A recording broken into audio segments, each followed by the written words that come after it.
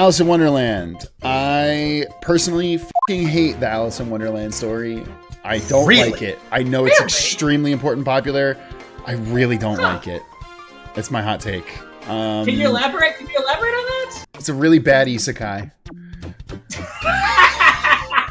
That's so good, dude. That does win a little bit. Yeah. Folks, what is up, and welcome to another tier list stream. Y'all like these, we like doing them. So today we're hanging out, we're playing Disney Pixar to see where we rank all of these 90-ish movies or so. I should add these are all animated, no Song of the South song here. Yeah, no Song of the South. Well, starting it off, the film that started it all. Wait, you want to talk through our tiers here for the folks? Oh, sure. We've got Absolute Cinema tier, that's your S. We've got Academy Award, your A. It's a film, getting in the middle. Genuinely wouldn't watch this again. Film that just did the ultimate sin of just kind of being boring or not interesting. And then fuck off is for the special ones that we genuinely hate. Or like have something morally reprehensible in them. Yeah, I don't think any of these do. But we did make sure to exclude Song of the South, so we still have Aristocats. Ooh, we do still have Aristocats. There we go. Well, starting off with the film that started it all. This is the first feature film of all time, right? Or for animated feature film. First animated feature film. Yeah. This was the first feature film of all time. They started with the hardest way of making movies. No one ever made a movie until I don't remember. All I remember is the girl in the hole. Did you want to show your nails off before we get started? Oh yeah, look at my nails. I don't know if they can see me. Move them a little closer, but they look really good. I can't see. Okay, he's holding them. Yeah, that's a cool effect. I did them. They're nice. They're Wow. You're pretty and nice. Got him. I'm sweating now. Nice Spirited Away shirt, nerd. Thanks. You bought Got him again. I did. You insulted her shirt, which you bought for her. Correct, yes. Good move. And, is it the first animated feature film? That's a great question. I don't think so. Because there's definitely some early Russian and Japanese ones, and Son of the White Mare before this. Anyway, it's one of the very first. All right. No, Son of the White Mare is super not. Yeah,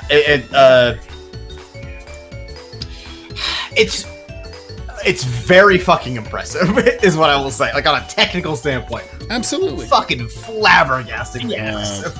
And honestly, for its time, is very pretty. I'll give it that, for sure. Yeah. Absolutely true. I will still watch or see, like, gifs of animation from this movie and be like, damn, that's pretty, you know? Did you drop the year here for the folks? I didn't gather that. 1936, I think. That's crazy. Definitely before World War II. Know that for a fact. Was it really? Yup. Wild to think about. Yeah. And this is one of the so we're excluding all of like the Mickey Mouse stuff here and like Steamboat Willie and shit like that, which we probably should have included, but whatever. This, I want to say, is the only major motion picture besides Fantasia Disney did that had both the brothers work on it. I think this is the only one that Roy and Walt actually worked on. Huh. That being said, yeah, do I have any particular strong love of this movie? Not the slightest. It's definitely a film. Yeah, it did win an honorary Academy Award because didn't exist until 2000 something. The actual animated feature. Yeah. No, the animated feature. No, actual Academy Award 1920 something or 30 something. But that's because of like novelty and not necessarily like the fact that it's a banger. Gotcha. Yeah, it's a film. I as I joked about in the pre-stream, I was like, hey, they've learned how to make better movies since then, and it is still very interesting. But yeah, the storytelling's pretty basic. When I was a kid and like I would watch this, my sisters would watch this, and I didn't realize it was made fucking 60 years before Cinderella. Yeah. Not actually, but like that's so impressive. Yeah, it's crazy. Next up, Pinocchio, Lies of P. I hated Pinocchio as a kid. Why? And like, not necessarily the film, but I think also the film. I just hated him. I thought he was a little shithead. I mean, he is. he is a little shithead. Yeah. Right, After but like, finishing I feel like After finishing Lies of P, I read the synopsis of the original book. He is such a fucking shithead. oh yeah, he's an asshole. I love that the three of us have all played Lies of P. So of course it was going to come up when we're talking about Walt Disney's Pinocchio. How much ergo do you think Pinocchio has in him? I don't know. In Kingdom Hearts, he was a real piece of shit. So fucking hated that whale. Yeah. I genuinely wouldn't watch it again. When I have a child, I will make sure to avoid Pinocchio. That's kind of fair. I don't think there would be a chance that I would seek to watch this movie. That's what I would say about that. Yeah. Fantasia. I don't even know if I've seen this one. Really? I've seen Fantasia 2000, but I don't know if I've... Oh, we'll get there. Yeah. It's arguably the greatest music video ever made. yeah. It goes to Interstellar 5555. The Daft Punk movie. I really like Fantasia visually speaking. It's something where it's like you could just display Fantasia on a wall at a museum, and I think it would be in place. It's not much of a movie. Yeah, I mean, I think the most lasting effect of Fantasia is that one really interesting boss fight in Kingdom Hearts. Not Celebrimbor, that's Lord of the Rings. That's Lord of the Rings! That is very Lord of the Rings! What is that stupid big fucking demon's name? I can't remember. I fucking love when you fight Celebrimbor. I love when Soren squares up to Celebrimbor. Says, why'd you make those fucking rings? You stupid asshole! Chernabog, thank you, Drastic. Yeah. It's a film. Yeah. Yeah. It's the thing where, like, if it was on, I would be like, oh, I'll sit down and watch this for a few minutes, but I'm not. It's whatever. Sorry, I forgot to mention this during Snow White. I just remembered it now. Because I want to say Fantasia might be the second honorary Academy Award they give Walt. When they give the Academy Award to Walt for Snow White, they also give him 7 mini ones. Ooh. I did know that story, and it's hilarious. They're on display somewhere in Disney. I don't know where. Kerbear in the chat says, new drinking game. Take a drink every time they reference Kingdom Hearts in this video. Oh, fuck. It's gonna be a lot! Fuck. Yeah, I can't really avoid that with this one. Yeah. Nope. It's really funny though. Hey, next. It's crazy when Sephiroth kills Dumbo. He should. Fuck Dumbo.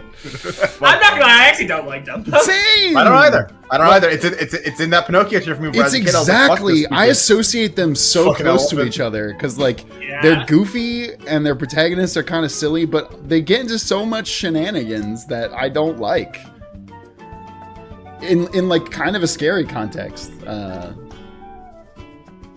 mean, you're right. I don't enjoy Dumbo. I won't lie. Yeah. No. Okay. Cool. I'm not necessarily gonna say fuck off, but yeah, I generally would not watch that again. Yeah. Joe in the chat says Dumbo gave me depression. Exactly. Fuck off, Dumbo. But not that tier. Bambi.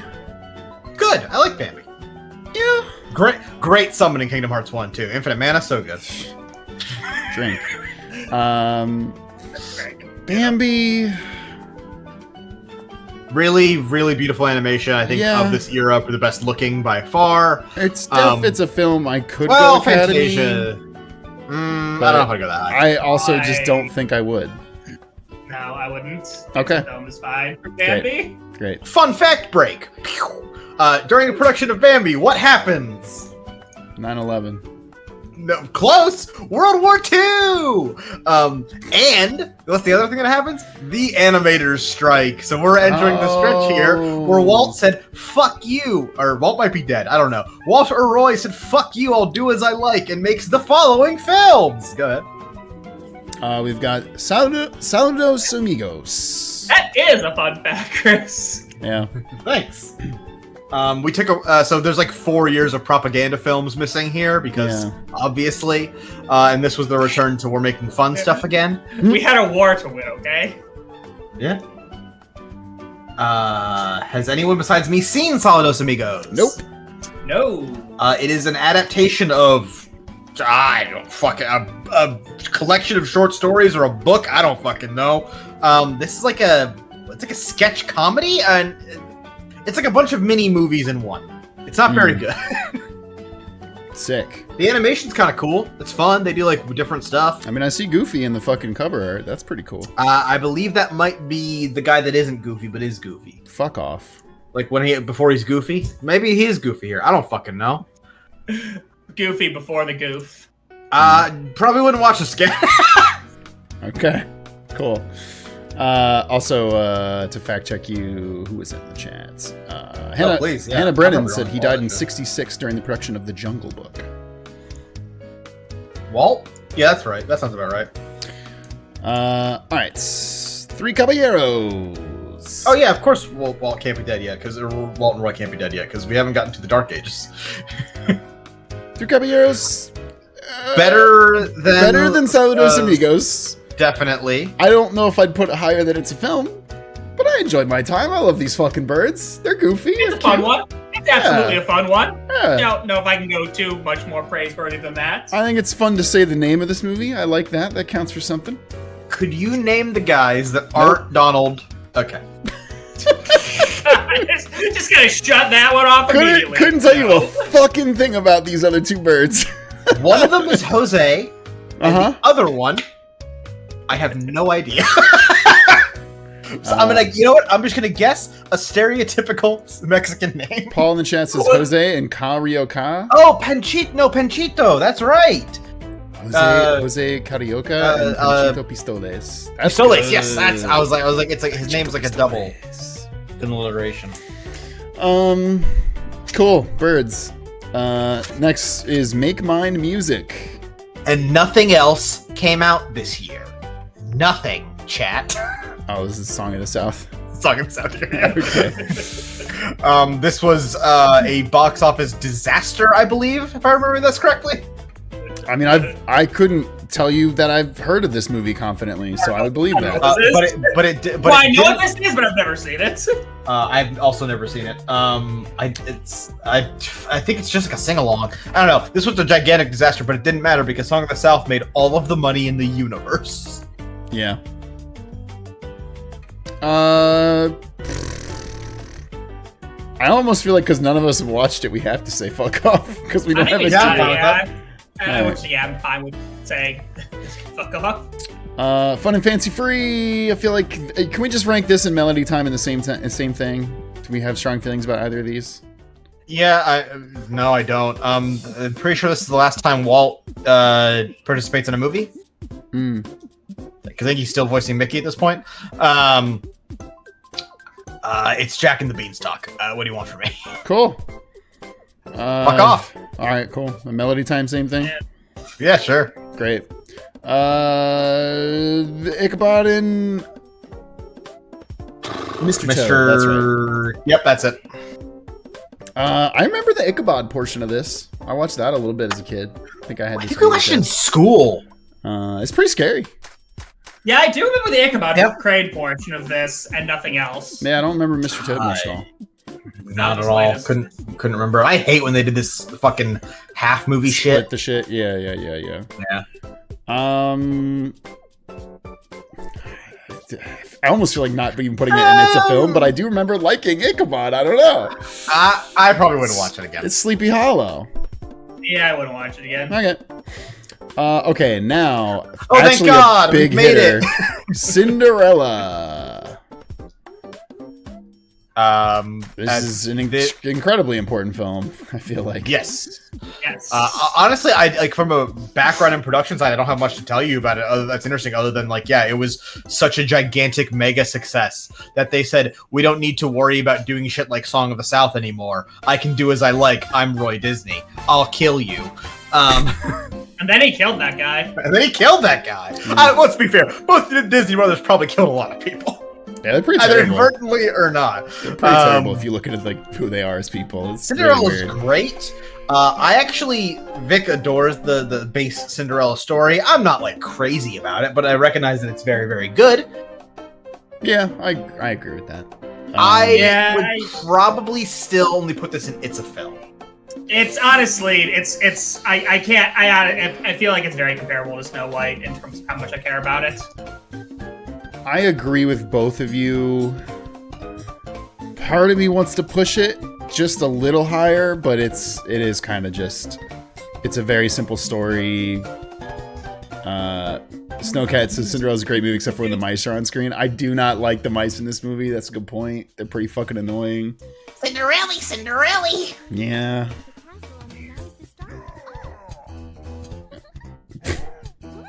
Fucking Bowser What is this grunting in the music? back of the Oh, song. that's what that is. I'm fine with it being there. There's too many things for me to organize these, but for shits and giggles, I'll put it at the top of it. It's a film. That's fine. Alice in Wonderland. I personally fucking hate the Alice in Wonderland story. I don't like it. I know it's extremely important, popular. I really don't like it. It's my hot take. Can you elaborate? Can you elaborate on that? Just find it not a fun fantasy. It's a really bad isekai.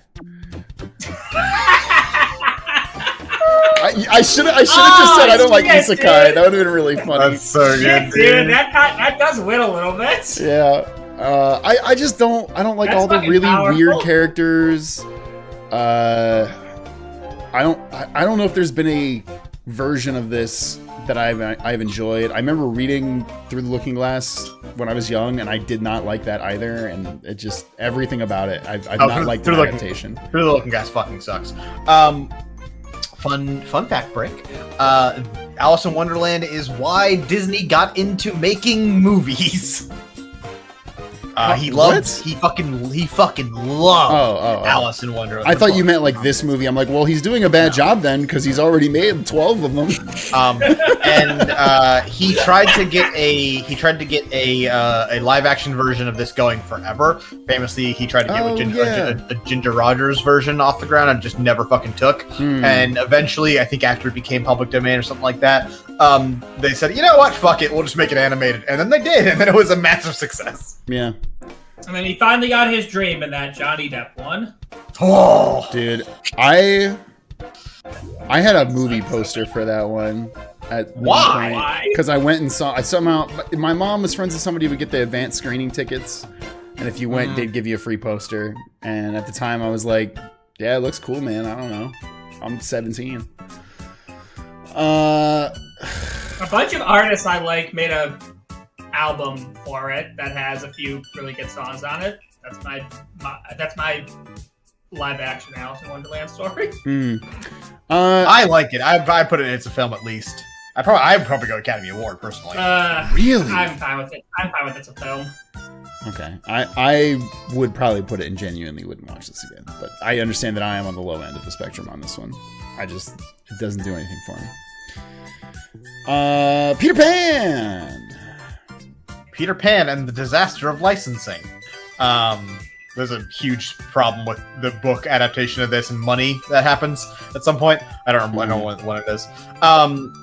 We're still in the adaptation period of Disney films. We're nearing the end. I think Peter Pan's really fucking good. I think the only downside about it is that it's British. I think of here's the thing. I'm not a crazy big Peter Pan guy. I'm not either, to be entirely honest. But I might rank it higher than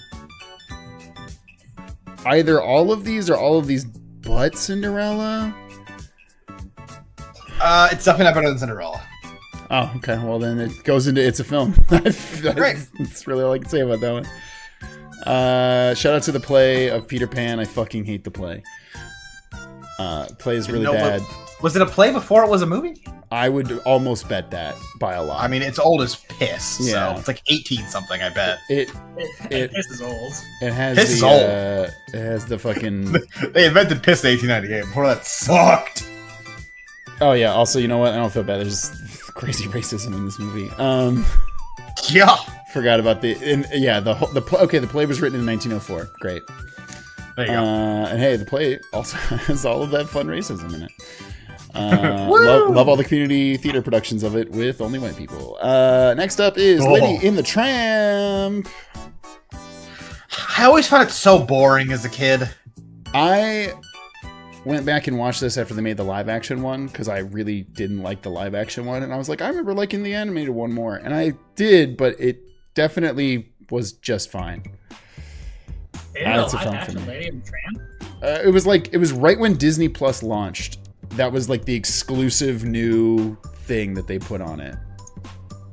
Weird. And then also, yeah, the racist cats. Yes, I know. Jason's in the chat. What's up, Jason? Saying all of these are better books, including Peter Pan. I agree with that. Yeah, that's fine. That's a tame opinion, I'd argue. Sleeping Beauty. This is farther along than I thought, actually. Yes, it is, and it feels out of place because it kind of is. We're entering the beginning of the end here of the Disney Golden Age. I feel bad because we haven't put anything above its film so far. Yeah, because we haven't gotten all the. I don't. Go ahead. We haven't gotten all the films that defined my childhood. Disney isn't that good until the Disney Renaissance. Okay. Yeah, the Disney Renaissance puts out literally a series of bangers that will all be in the top 2 tiers once we get there. That's actually. There's a reason that all those have gorgeous alternate cover arts down there, like Lion King and shit, and that these don't. Sleeping Beauty is actually a pretty good story. It's like a good of the ones that are adaptations of bedtime stories. This I think is like probably like one of the best stories. Sleeping Beauty is actually good. The problem with Sleeping Beauty is that it's called Sleeping Beauty and it's about Aurora, but not really. She's not. No, she's fucking. She's this bitch. Hot take. She's sleeping. she napping during most of this movie. Women be napping. Yeah, I mean, it's really just, does this break into Academy Award or is it still just no? Okay, it's still just a film. It's a and if we're rating it, if we're organizing tiers, it'd be lower, but we're not. Okay, this is 90 fucking films. 101 Dalmatians. I don't like any of these films, and I feel like I should, but it's so good. It's so fun. I rewatched this actually like within the last 5 years, and I was like, yeah, I didn't enjoy that. It's also like 60 fucking minutes. It's crazy. I'm pretty sure it's really short. It's really short. Beautiful. I know. Isn't it awesome? God. Yeah. But it still feels padded. I don't know. Chat bringing up Maleficent and Sleeping Beauty. Yes, you're right. That is there's a reason she's the one thing that has carried on. She got her own 2 live action movies. Yeah. And hey, so did Cruella de Vil. Well, Cruella got 1. She got 1, and it also wasn't very. Yeah. No, it wasn't. I wouldn't watch this, but if y'all want to put it in film, I'm okay with that. Purge, where do you stand? Yeah, we can put this in film and then put 102 Dalmatians lower or whatever. Sword in the Stone. Are we watching the bad Disney sequels on here? Because those can go. We're gonna enter the rough era if the old sequels in here. I don't know. Nah, I don't see it. I don't even see the Lilo and Stitch 2. It might be like cinemas only, or like theater. I was gonna say most of those sequels were straight to video and partly why they all were hot trash. Sword in the Stone. I actually really love this movie. I really like this movie. I have very fond memories of this as a kid. It introduced a lot of people to Arthurian myth, I'm sure. It also gave us that banger Merlin design. Yes. He's just a fucking dude in a blue robe with a blue hat. 10 out of 10. Yeah. No notes. Mad Madam Mim is a pretty creepy villain. I Honestly, love all the like transformations. Yeah. Like all the almost 3 years of these guys being around in my life. Leprechaun with a 35-month resub, saying almost 3 years of these guys being in my life. Thank you so much for being in our lives, Leprechaun. Yeah. Hope you're doing well. This actually might hurt the ranking. Joe says Sword in the Stone is Nostalgia Critic's favorite Disney movie. I love Sword in the Stone though. I would put it in Academy Award. I don't know if I'd go absolute cinema. I would put it in Academy Award. Okay, I'm fine with that. Okay. The fish sequence, really good. The squirrel sequence, also good. That one female squirrel wants to fuck him. Crazy. Crazy. Jungle Book. It's tough. It's tough. Yeah, I got mixed feelings on Jungle Book. Okay, I like Jungle Book a lot. The problem I'm suffering here is that I am genuinely... my hatred for the live-action version brings down OG Jungle Book. Your hatred of what? The live-action version of Jungle Oh, Book yeah. The live-action is really unfortunate. sucks. Are possibly the worst live-action. Dumbo's pretty bad. I forgot they made the Dumbo one. Damn, yeah. Sucks. It was a Disney Plus launch film, baby. Launch title. Same as Lady and the Tramp, then. Oh, yeah. Jungle Book. It's very fun. I'll say that. It's You ain't fun. never had a friend like him. It's very fun. I like the characters a lot. They're all pretty memorable. Definitely has some very memorable characters. And good songs. A few very good songs as well. So is it a film or is it Academy Award? I don't know if I can put it in Academy Award. It's a film. It's a film. It's the thing where I like it more than I think anything else, and it's a film. Yeah, I think. probably. Let's Yeah. do that. Let's do that. Let's see close to that. Aristocats. It's got some fun songs. Okay. Important thing. Walt is now dead. Yes. Died during Walt's Jungle Book. dead. Roy takes over the company. Prepare for the worst years of Disney. Go on. There's some good movies in here. Financially speaking, though, not okay. none of these perform at all. Okay, that's fair. Aristocats. It's also a shorter animated film. Yep. Everybody Wants to Be a Cat is a banger. It's a great song. It's about two horny cats. This is if Cats the Musical was good. Get at me, internet. No, you're right. No you're one's right. no one's going to attack me for that. I was gonna say that. Man. That I feel like that's a free. I feel like that's a free one. There are a lot of people that like the musical Cats, Chris, but sure. But they're all objectively wrong. But you are correct You're on that. allowed to be. You're allowed to be objectively wrong. It's fine. Yeah, that's fine. No, I don't dislike it enough. If it's on, I'll watch it, but I'm not Yeah, that's about right. crazy Yeah, about this fine. one. Next, Robin Hood. I don't have a fun fact break for you. I have a conspiracy theory break for you. that this launched furries. Yes. Yeah. No, that there is some sort of mysterious evil furry cabal that exists out there who intentionally every so often, every so many years, we'll talk about it later in this fucking tier list, they release very furry forward artwork aimed to children to inspire the next generation of furries. Why? I don't know. It's I've talked about this before, but like I love finding like quote unquote the inflection point of like when like a fetish started. Great word choice. Like fucking the Gene Wilder Willy Wonka movie is the origin of the inflation fetish. Like That's a that is argument. a fact. That is a stone cold fact. I hate that. I hate that I now know that fact. And I think that this movie spawned furries, so or at least Well, in you a all major be way. cute, but I was going to start this off by saying thank you, Robin Hood. The furry community would like to present you with a Lifetime Achievement Award for making so many people want to fuck those foxes. Sorry, we So, stepped for all that- over that bridge. No, it's fine. No, both of your jokes were also incredible. So. it all let into it. So absolute cinema. That being said, I mean, I do love this movie. Yeah, it's fun. I like it. I wouldn't say I love it. It's fucking really good. It's one of the best adaptations of Robin Hood. This in the Basil Rathbone version. It is true, and also a testament to how bad some Robin Hood Yeah. adaptations have been. Boy, if they asked that one up a lot of times. Is Robin Hood Men in Tights age well? No, Yeah. it ages better than other things. Okay. I think it's aged fine. Does this break into Academy Award or is it just a film? Just a film. I'd put it higher, but I'm not gonna fight for it. I'll push it up there for you, Pridge. Just follow my nose. I like this movie. And in case chat along at home was wondering how many Academy Award either like recipients or like honorary things we have not made an Academy Award, most. Actually, all of them. None of the things they were given Academy Awards for have made it into Academy Award.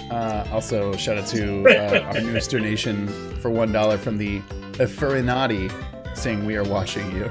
See, they're out here. Next is Winnie and the Pooh. Thank you for all you do. Winnie and the Pooh. Winnie the Pooh. This is not the Many Adventures?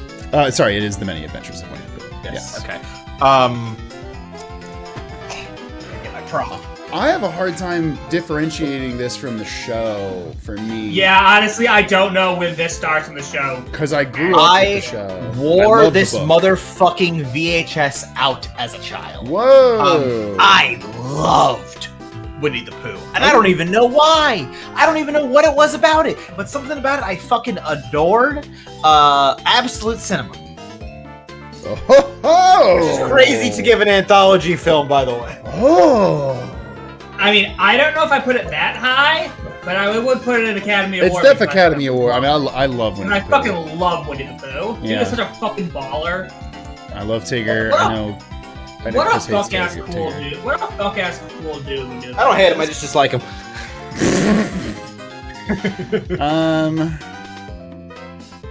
Also, Winnie the Pooh, this is before Walt died, but he made sure to buy the fucking rights to this shit because he got burned by a lot of things in the It's a Film That's tier. probably smart. I'll put an Academy Award for now. Yeah, I'm not gonna put it in cinema, but the Rescuers. I like these Roy guys. is now Roy is now dead. Roy Jr. takes over. No original Disneys are still alive. The Rescuers. Oh no! Where's all the money gone? What do you mean the company's in shambles? My biggest thing is I have a hard time differentiating the Rescuers from the Rescuers Down Under. Also correct. As far Also as like correct. which one is good or I think they're both good, but like what happens? in Yeah, I don't each think one. either of them are bad, but yeah, Yeah. I don't know. Like, I can remember scenes and not know which one I'm thinking about. Yeah. Yeah, Rescuers, importantly, is like saves the company because they needed money so bad, and this made a lot of it. It's cute. I recall liking it. I don't know if I would even. Yeah, sure, fine. Okay. Fox and the Hound. Hey, this one's It's whoa. good. You don't like Fox and the Hound? So boring. I found it just devastatingly boring. I don't disagree with I think Chris's it's point there. because my furry roommate in college was obsessed with this film, and so he would watch it like once a week and bawl uncontrollably because they had to turn on each other. Once a week is impressive for the Fox and the Hound. I That's mean, crazy. it wasn't that much, but I know. he I know. definitely, it was like Fox and the Hound and Spirit, Stallion and the Cimarron. He would watch those on repeat, and I would just walk home from like a long day, and the TV would be on, but the lights would be off, and I'd be like, Drew, and he'd turn around and just be sobbing, and I'm like, are you watching Spirit, Stallion and the Cimarron again? Wait. Drew is in. Oh yeah, it's that Drew. It's the Drew that was on the cruise. Let's go. Yeah. dude. Shout out Drew. All right, Fox and the Hound. I don't think like you are it, correct so though. There is a lot. I wouldn't watch it again. Oh really? I wouldn't either. Okay. Boom, get it out there. I don't remember it enough to super fight for it. I just know that my roommate really fucked with it. Mista stuff in the chat says, Zach, do you have your Eustace prop right now? Because it's literally, I've become obsessed with just like playing with this while I'm at my desk. It's very fun to extend and destend. Wait, Is that how you Eustace? It's like Ace Attorney thing. Oh. Next is the Great Mouse Detective. It's it. Chris, he means his penis. Wait, no, it's not. It's Black Cauldron. Okay, well, that's not how it is in the order, but We'll switch it because this actually matters. okay. It matters for a reason I'll explain when we get to Great Mouse Detective. Okay. Black Cauldron is interesting. Yes. Doesn't mean I think it's good, but it's definitely interesting. It is a deeply flawed but fun Right. movie. Jesus. I'm here to defend Black Cauldron. Let's I go! really like Black Cauldron. Let's go! What do you like about it? Do you like that it's basically a D&D campaign? Can you Yes, tell Nick to absolutely. lean forward? so you see Didn't her know that full as a kid, but Can you lean forward so I can see your full face? Hi, I'm here. I've been cooking empanadas. face? Let's go. So- I know it that's- smells so good in this house. I'm starving because of it. They'll be done in a second. Nice. Black Cauldron's really good, and I fucking love it, and I wanted to be the main girl in it. It's great. Everyone should give it absolute cinema because it's great. So I'm cooking up Thank you, another Vic. slump. I don't think Thank Black you, Cauldron is very good, and the entirety of whatever year this thing came out would agree with me. This is one of the biggest losses in Disney history. I did know that. Which feels crazy to me because I feel like this is such a slam dunk. Like, Here's the thing: look at their history though, and like think about how high fantasy, like literal high fantasy, Black Cauldron is. It's basically Raken Boss's Hobbit adaptation. that's true. Yeah. That's crazy. Dude, I like this movie. I genuinely would. I mean, I would you watch it just like again. it that much? I would watch it again, but judging how our tiers are here, I have to put it in genuinely would watch this again tier. Okay. Pritch? I'll split the difference and say it's a film. It's a film? 'Cause I actually don't particularly have strong opinions on this one. Okay. Katzenberg takes over as head of the animation department at this point, and he would later be quoted as said, "The only thing they wouldn't let me do is not release Black Cauldron," because he wanted to kill it so bad. That's really funny. That's very funny. Okay, now the Great Mouse Detective. Okay. Michael Eisner takes over the company. This is What not year is this? I don't fucking know. Okay. 80 something? 86 probably? Okay. Eisner takes over. Katzenberg is now during this is so Black Cauldron was finished. Katzenberg takes over as head of animation department. This is still in production. Katzenberg and Eisner fucking hate it. It's called Basil of Baker Street at that point. Not the Great Mouse Detective. That's a terrible title. I'm glad they changed it. Well, I mean Sherlock Holmes. Yeah. Anyway, they hate it. So they order massive rewrites and reanimation and a bunch of shit like that. Real quick thing. The naming convention. So it was being called Basil of Baker Street, and it gets renamed to the Great Mouse Detective. This, for some fucking reason, is unfathomably unpopular with the Disney animation team. To the point where there are strikes. And the lead animator, whose name I couldn't tell you, on this wrote a protest piece signed by a fucking shitload of animators where they defended the name Basil Baker Street by saying you wouldn't rename Disney classics. And I'm going to read the list off to how he renamed them because it's so incredible. Oh shit. Seven men help a girl. The elephant who can fly. A deer grows up. Girl with see-through shoes. Two dogs fall in love, and my personal favorite, puppies stolen. Okay, first off, he's So correct. awesome. Objectively, all of those are worse names. I will say that actually, elephant that can fly is better than Dumbo. Fight me. That's a good argument. I just think it's so awesome. Puppies stolen. That one's so good. That's like a 9 o'clock news piece. Yeah. Our next breaking story: puppies stolen.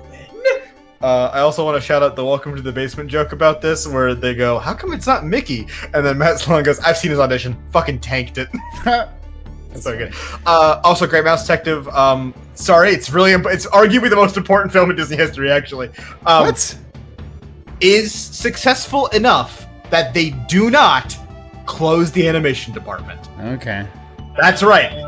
This is the film. It was close the animation department or Great Mouse Detective succeeds.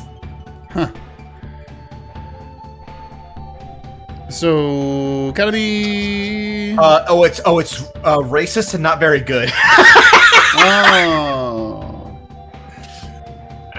He does. A Well, mouse does yellow face in this film, is what I'm telling you. Jesus. that's not great. Wouldn't watch it again. It's not very good. I don't love that. I could even go as far as fuck off. It's like a pretty not good Sherlock adaptation. Is it that it does. bad? It does have Ratigan. I was just saying, I remember liking Ratigan as a villain. He's fun. He builds a robot Queen of England. That's pretty crazy. I think That's Ratigan. where Margaret Thatcher comes from? True. I think Radigan's also voiced by someone famous. Maybe Orson Welles? Couldn't tell you. Vincent Price. I think you're being so generous with its film. I mean, I feel like based on the fact that two of us don't remember this film at all, and Chris says he hates it, let's put it. It sucks. I don't remember disliking it though. You were a dumb kid. Yeah, that's true. That being said, I do remember disliking Oliver and Company. Yeah, I got It just wasn't very fun. It's whatever. Yeah, couldn't tell you anything. I mean, I famously dislike the musical Oliver, but this was kind of nothing for me. Billy Joel did this, right? He did the music? Oh, I think you're right. He did, like, or he voiced the songs of one of the characters. I should like this movie more. Yes, Billy Joel is the voice. Yeah. Wow. Dodger. The Artful Dodger. No. Yes. Well, that's what the character's based off of. The Terrier. Yeah. I'm just gonna say Jen Lee won't watch. I don't remember I remember disliking this movie pretty bad. That's fine. Hey, now we're getting into the big boys, the ones we all remember. The Little Mermaid. Starting with probably my least favorite of the Renaissance. That's probably true. Undoubtedly the most important, though. I mean, it did. Background noise on this. At some point near his death, Roy bought a fuckload of rights to a bunch of children's stories, knowing that was Disney's bread and butter. Oh. This was buried in a pile somewhere, and the director Ron Clements, who directed a lot of Disney Renaissance movies, basically pitched it to Katzenberg once he became president. Said, "Let me do this," and Jeffrey Katzenberg said, "Sure, but if it doesn't do well, you're fired." It would go on to make $1 bajillion. Yeah. I believe it made $300 million against like a $10 million budget or something crazy. It was that cheap to make?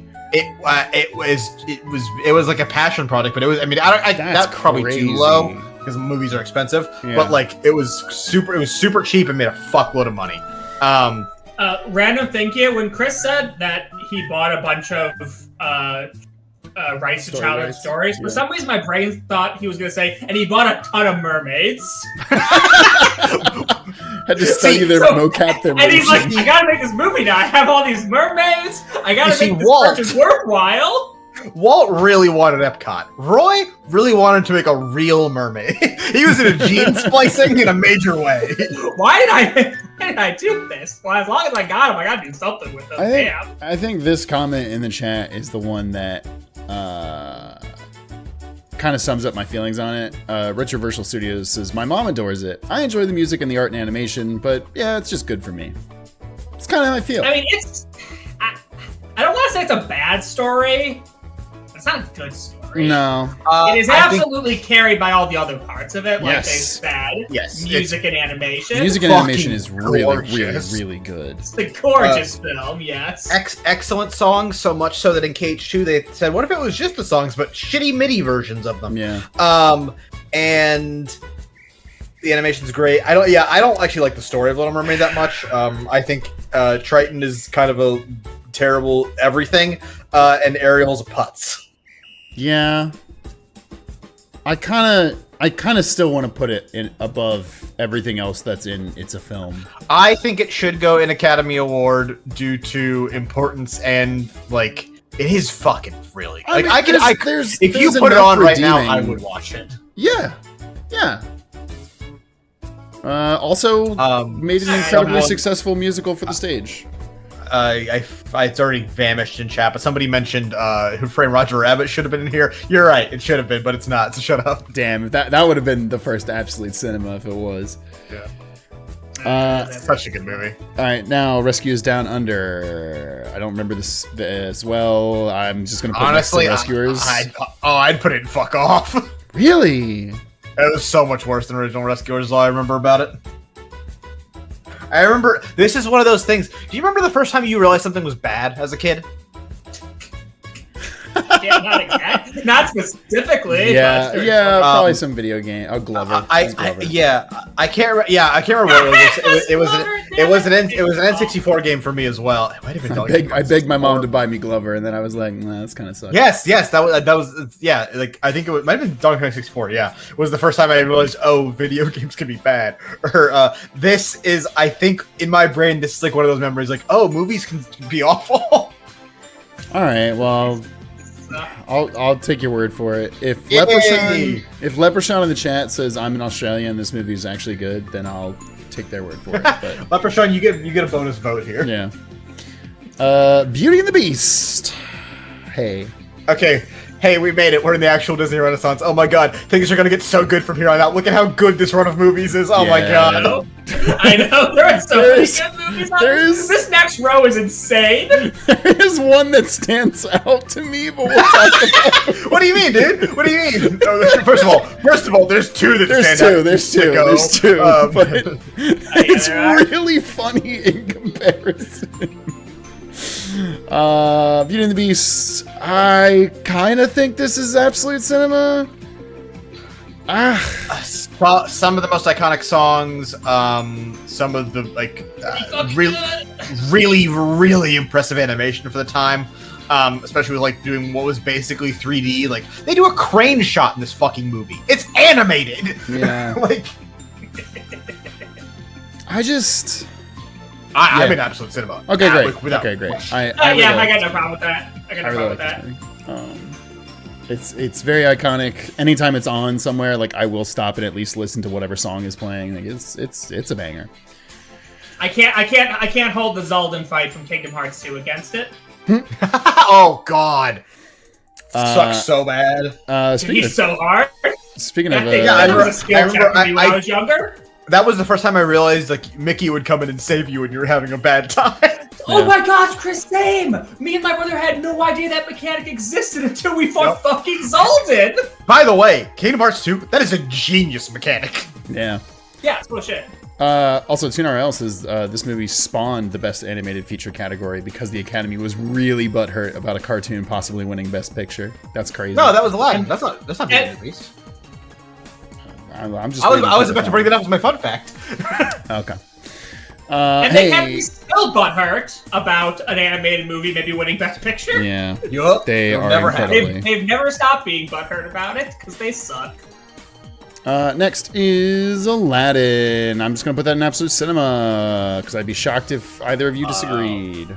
It's arguably the best animated film ever made. So, you know. I think that's crazy, but... I wouldn't go anywhere near that high, but yes. Oh my god, it's so fucking good.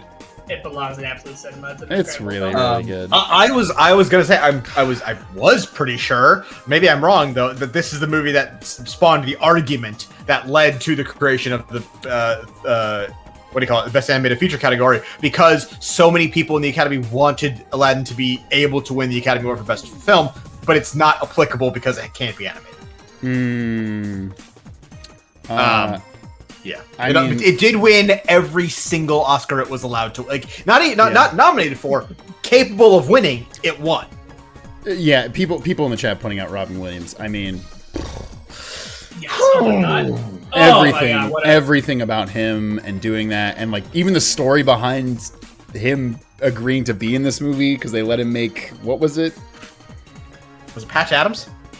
I think it was. It was. Patch Adams sucks. Yeah, it was some movie that he really was like, "Let me do this, and I will do your shitty animated film." And then it ended up being one of the most iconic roles he's ever had. And also the video of him just making shit up on the spot while standing in front of a table with a bunch of items and like rhyming and making up that song is so funny. Go watch that if you haven't already. And it gave us "I Can Show You the World," which is. I mean, it has like one of the biggest legacies of any Disney song. Also, has a pretty great game for the Super Nintendo and Genesis. Nice. Yeah. Love that one. Next up, the... What a 3-movie run. My God. Yeah. They made Hamlet with lions. And it awesome. fucking rules. Guys, it's fucking Hamlet, but the characters aren't Danes. They're lions. Yeah. Honestly, a better choice. Whoa. Absolute Cinema or I Fight everyone. Yeah, no, I agree. Of these three, it is the best. I scrap with so many people. My one thing about The Lion King that has made me not like it is how many fucking dog ass live action things they've made in the last 5 years. It's pretty tragic. Stop it's milking tragic. this. But also speaking of Disney movies with incredible stage shows, Lion King. Yeah. Oh yeah. It is still fucking good. I don't know if it's still true, but there was a good period of time where the Lion King stage play was the highest earning media property of all, or singular media thing of all time. I do remember that being a fact at some point. Hans Zimmer's first, I want to say, Academy Award. It might not be his first, but it's one of his definitely earliest ones.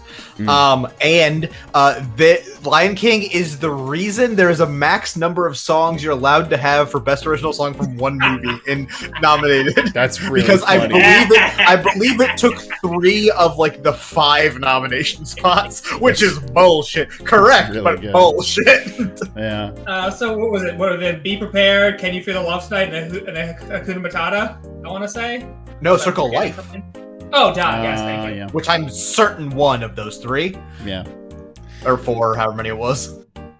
Next up, Pocahontas. This is a fun movie. It's a good movie. We have to pretend that Yeah. the story behind it isn't horrific. yeah. And that's kind of hard to do. Yeah. Because I remember the first time, I must have been like a teenager, I learned the real Pocahontas story. I was like, oh my god! yeah, Wasn't it- it's not a fun moment. Wasn't it literally like a week or two ago in the Discord that Carl found out that Pocahontas was a real person? Somebody was talking about it. I was like, yeah, Shane, what happened to Pocahontas when she got to England? And Carl was like, wait, what? I thought you were doing a bit. Christian Bale is a voice in this movie really early in his career. This Is he? Pocahontas Pretty sure. might Fun. be the first of these that I remember getting McDonald's Happy Meal toys for. That Oh, counts that's for really something. interesting. Lion King definitely had them. Aladdin, I think, had them. I don't know if Beauty and the Beast did. Yeah. That's an interesting one, Zach. Yeah, Christian Bale is Thomas, the friend of John Smith. Wait a minute. That's crazy. Yeah, very funny because again, I don't know, I want to see how old. Okay, we'll we'll come come back back. to that then. point. He was 21. No, Wow. Yeah. Wait, how old is Christian Bale? like, that's not. I know he's old now, but like, He's 51. yeah, okay, I guess that lines up. Yeah, this Yeah, was Pocahontas was this was 30 years ago. Yeah, Wow. Yeah, wow. it's a film. Good songs, good animation, bad context. I mean, Cows of the Wind is incredible. Yeah.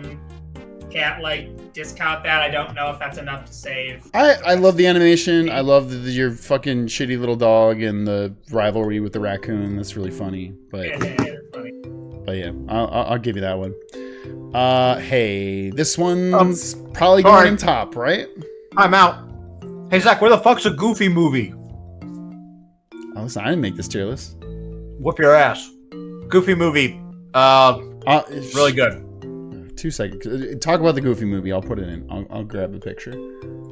So beautifully 90s. Like, It is. a movie that could only come out in the 90s. Also, so crazy that was like, Disney like, Mickey's been really good to us.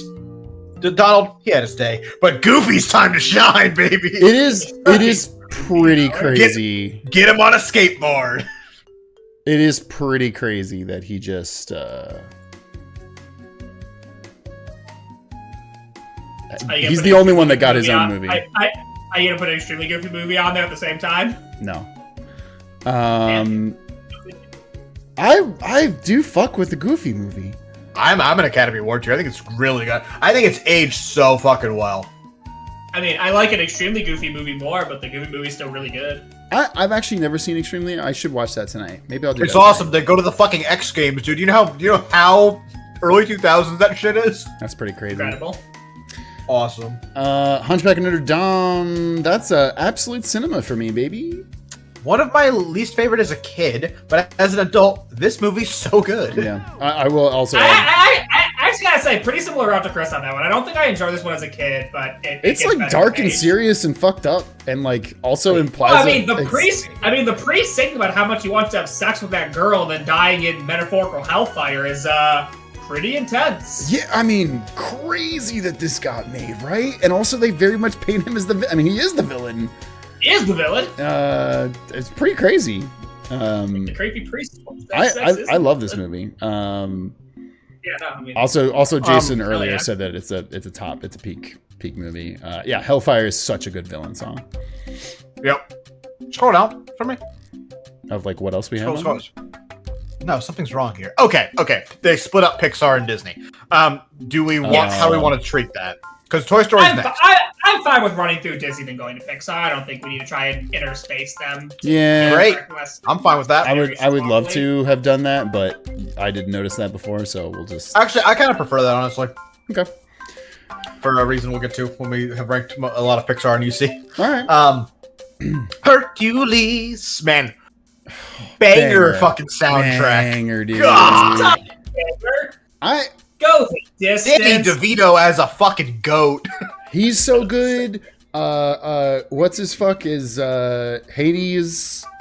Oh, James. Oh, James Woods, yeah, isn't it? James Woods. James Woods. Yeah. He who should not be. I was gonna named, say but he does is credit super for this. canceled now, but like Yep. Yeah, he's a garbage. immaculate performance. Job. Immaculate performance. Again, And his decision to play Hades like a sleazy Hollywood exec was one of the chef's best kiss. decisions in movie history. And was it not intentionally designed to be a joke like at Eisner's expense? I believe that's the case. I could see it. I with don't the know if that was chin, I James could Woods' see that. invention, but I believe it. Also, what's her face's Meg is incredible. The Muses being a Oh my, like a Black Motown. choir. Oh my god, it was an immaculate choice. And like Yeah, they're yeah, also the they're literal incredible Greek choice. chorus is yeah, so awesome. yeah. Hey, listen, this is absolute cinema for me. I think it's better than anything Oh in the yeah, Academy Award. yes, it's definitely absolute cinema for me. I Okay, love good. Hercules Okay, good. movies. Good. Susan Egan, thank you, Iskabird. Tuner Else's most who cares fun fact about Hercules ever. This movie features only 5 of the muses, and the muse of song, for whatever reason, is not one of them. That's really funny. That's very funny. That makes no sense, but it's very funny. Next up, let's get down to business to rank Mulan. It's so good, dude. It's so good. I genuinely, this is gonna sound insane. I think as a child, this made me realize women could be cool. Maybe don't admit that. I was like 3. Yeah, hold on now. That's not a weird thing. Samus No. made me realize women could be cool. No. when no, I was no, like no. 5. Yeah, I was literally It 3 years it old. was Samus and Sailor Moon. And I'm like, oh shit, dude, women as They protagonists do are both awesome. rip. They do both rip. Mulan's fucking awesome. Yes, That's it's great. so good. I went to karaoke like 3 weeks ago, and somebody put on "Let's Get Down to Business," and literally Yeah, the great song. entire room erupted into singing it full chest. This guy's got me scared to death. So good. Yes, chat. Mulan beat sexism. That is the plot of the movie. But That is actually true. It's a part of the movie and my life story. and just like in real life, the sexism is Huns? I don't know if that tracks. Also, cinema. The metaphor, yes. Yeah. The metaphor loses a bit. Oh, but yeah, without question. It's one of the best Disney Also- movies ever made. I don't remember this being the poster, but this poster fucking rules. That was I remember that was the VHS cover I had, definitely. Yeah, I remember also- that one. He's super washed, but Eddie Murphy fucking kicks ass. Yes. Very good. What Very an good insane choice to cast him as a Yes! Chinese dragon. What a great choice. He's so good in this. And I'm pretty sure there's like a funny story of how much he hated that and thought it was gonna flop or something, but he was That sounds incredible. right. So you were wrong, nerd. Yeah. It was great. Tarzan. This is, apart from the soundtrack being incredible, probably the first one that I like less than the recent rip we've been on. One of the biggest, I think, gaps between quality of film and quality of soundtrack. Yeah. I mean, as we said before, Yeah. Phil Collins goes fucking crazy on this soundtrack. Right. Also, isn't a bit like Pocahontas? Isn't Tarzan like Manifest Destiny-ass kind of colonial story sort of shit? There's a bit of that. At the end of the movie, though, the colonizers learn that it's better to cohabitate with gorillas, which is not a good idea, than it is to, like, you know, come in and Oh yeah. pave over the fucking forest and make houses. Iskaber says, I love the way they did Clayton's death. Yeah, his death scene is fucking Yes. Oh, his Yes. death is grueling. That's one of there's something important about his death scene, like cinematically. God, that's gonna bug me. because he like reaches for the gun and ends up strangling himself or something like that, right? He's cutting a bunch. He's tangled in vines. That's right. And he's hacking at a bunch of them, and he hacks them in such a way where only the one holding up his neck is left, so he can hang himself. Yeah, that was really crazy. crazy. That being said, It's a film. okay, cool. I'm glad I'm not the only one on that. It ends. It Yeah.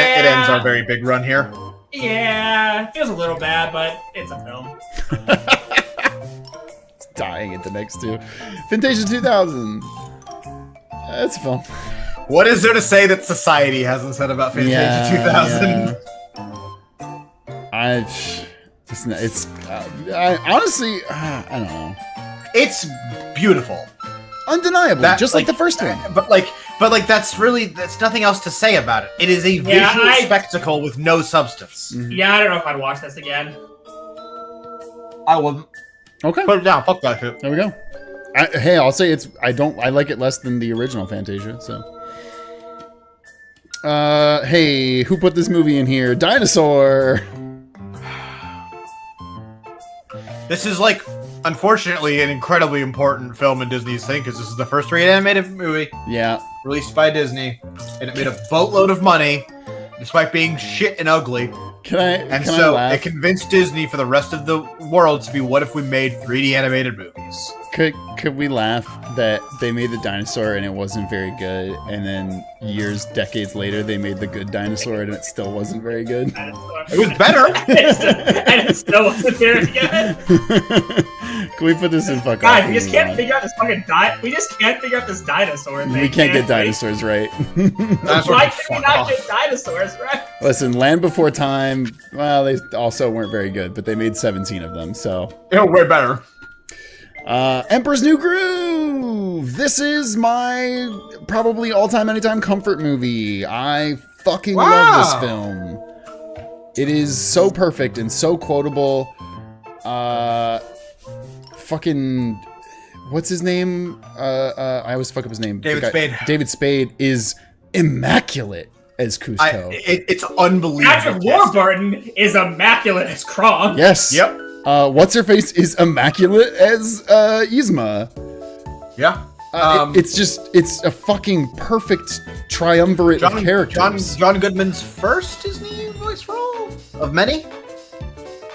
I think so. I think you're right. It might be Eartha Kitt. Eartha Kitt is Yzma. Yes, Thank Eartha you. Kitt. This is the funniest movie on this list so far. It's so funny, dude. And there are a lot of very funny movies on this list, but this movie is so gosh darn hilarious. Pull the lever, Kronk. The whole scene in the diner restaurant scene is the best scene in the entire movie. It's so it's good. incredible. It, The Indiana Jones lines on the map joke. Yep. Oh yeah, my God. yeah. Kronk, how did we get here first? By all accounts, Yeah. doesn't make sense. so funny. When all of her guards get turned into animals, and the one's just like, I'm gonna "Can go I home." Well, Yeah. I'll go home. Yes, You're none of- excused. all the other ones are completely chill with it. Oh. It's non sequitur in the best way. Yeah. So, fun story about Emperor's New Groove. Okay. It was originally called Children of the Sun, and it was Terrible a much title. more, I think it might be based on a novel's title, like which is why Emperor's New Grooves, Emperor's New Clothes. Yeah. I will say, terrible title, doesn't matter. It just makes no sense as a title also. Emperor's New Groove? What does it have to, like, Emperor's New Clothes, I get that, Yeah. but like, I don't know, whatever. You Doesn't thought it was matter. We're going. Groove. Yeah, great. So 2000s, or maybe it's 99, whatever. 2000. Anyway, I think this is 2001, actually. Oh, you're right, because we're after Fantasia. So it has We're to after be. 9/11. Yes. No, we're not. We're not. This is pre 9/11. I'm pretty sure. Yes. Lilo and Stitch is after 9/11. Crazy. Barely. Anyway, god damn it, Zach. Okay, this is a dramatic, serious thing, more akin to Lion King than is to Emperor's whatever new group would become. Sting writes the whole soundtrack. That's motherfucking crazy. Sting. And Eartha Kitt is the villain. Everything else is different. Everything else. The plot is roughly the same. Everybody in the chat has early. mentioned that Eartha Kitt had a song that was cut. That is incredible. Yes, go listen. The soundtrack's out there. It's actually quite good. Yeah. Hey, Sting's a good musician, so is Eartha Kitt. Fucking shocker. But anyway, and they restructured the whole thing to be all full of jokes and how it is, and it was better for it. But you can still hear the title track as the credit song. Well, that's fun. Yeah. I would put it in absolute cinema. I fucking love this movie, but I understand if you would not. I have no problem with absolute cinema. I love this movie. I love this movie. Okay, great. Next up, Atlantis. We're gonna find two of the next three movies that were terrible money-wise, and I fucking love them. Oh, Yes. I know exactly which two. Well, yeah, one's Lilo and Stitch, and the other two are those. 3D animation at this point is literally all the rage. People are shitting themselves over it. They think it's the coolest thing on the planet. Yep. Traditional animated movies are struggling at the box office because of this. This convinces Disney it's a great idea to go fully into 3D animation. Oh, it's gonna get rough. Atlantis fucking rips. It is everyone's bisexual awakening. Yeah. And everyone's animated bisexual and awakening. The amount of hot characters in this film is unconscionable. Like this is like a pushing against the furry agenda. Making humans so hot, people stop wanting to fuck furries. We should also note, in addition to all the 2D animated movies are struggling, guess who takes over the company? Oh, this is Motherfucking Bob Iger. That's right. Uh-oh, he's gonna make a lot of problematic decisions. The Italian explosives expert is not only one of my favorite characters of all time, but I have an uncle who looks strikingly exactly like him. That's crazy, Bridge. And it's so funny. They have the same goddamn big bushy mustache, and we showed it to him, and even he thought it was hilarious. That's really funny. This one's at least Academy Award for me because I'm absolute cinema. I love Atlantis. I mean, I'll put it in absolute cinema because I also love Atlantis. It's so cool. It's such a good movie. It has such a great anti-American military, anti-imperialism. Yeah. Too. It's based as hell. I think of all the movies that are an Academy Award, apart from a couple of them, I would put it higher. So I'm fine with putting it in absolute cinema. That's one of those fun hot takes that we put on this tier list. So there we go. QB girl in the chat just said my dad watched some of the live stream. He asked if Song of the South was on the tier list. I told him it wasn't. Any other sentence to that? Yeah. What was his reaction once he learned that news? Your dad was a big fan, actually. Tell your dad the movie isn't very good. It has some impressive things about it. The animated scenes are somehow the worst part of it, and the tar baby thing is astronomically bad. Jesus, Scott, the sentence alone. Hey, Lilo and Stitch. It's 9/11. really good. This is a good movie that I don't have as positive of feelings for as many other people. But it's still good. Really like Lilo and Stitch. This is the last fully 2D animation movie we'll ever get from Disney. Pretty much. That is crazy. You're right. Not actually, but like pretty much. I like it a lot. I think it's a beautiful message. I think I think all of our opinions are currently lowered because the live action movie just came out and it sucks massive butt and it's really weird and like pro-imperialism and like anti-family, which is crazy from a Disney movie. But it was also like the most successful live action movie they've done in a long time, maybe ever. Disney has a monopoly on childhood. They're too big. I know. I'm just saying people fuck with Lilo and Stitch. Yeah, I would put this in Academy Award. I would not put an absolute. I agree. Yeah, I'm fine with that. I like it definitively less than the rest, but Just to check, Lilo and Stitch 2 isn't on here. My fun story about Lilo and Stitch 2 is It was that straight to DVD. my roommate in college, Drew, who we've talked about, Crisis, Spirit Stallion, Cimarron, was watching the ending of Lilo and Stitch 2, and I walked into the room, and if you spoilers, it doesn't really matter. They do a fake out that Stitch dies at the end of it, like he sacrifices himself to save Lilo, and it cuts to like a really long black screen afterwards. Like it's gonna go to credits, and Drew is like, "It's really crazy that they killed Stitch at the end of this movie," and he straight up got my ass, and I was like, "Are you fucking serious?" And then then it cuts back up, and he's alive, and That's he's healed. awesome. And I was like, "Dude, fuck you." They murdered the alien. Yeah. Treasure Planets. I love this movie. It's really I love this fun. movie, actually. It's a Yeah. very fun movie. This is Will Subpixel's favorite film, right? I greatly dislike this movie. Oh, you're Aw, that's crazy. bad. I get it's not pot. This is literally Atlantis.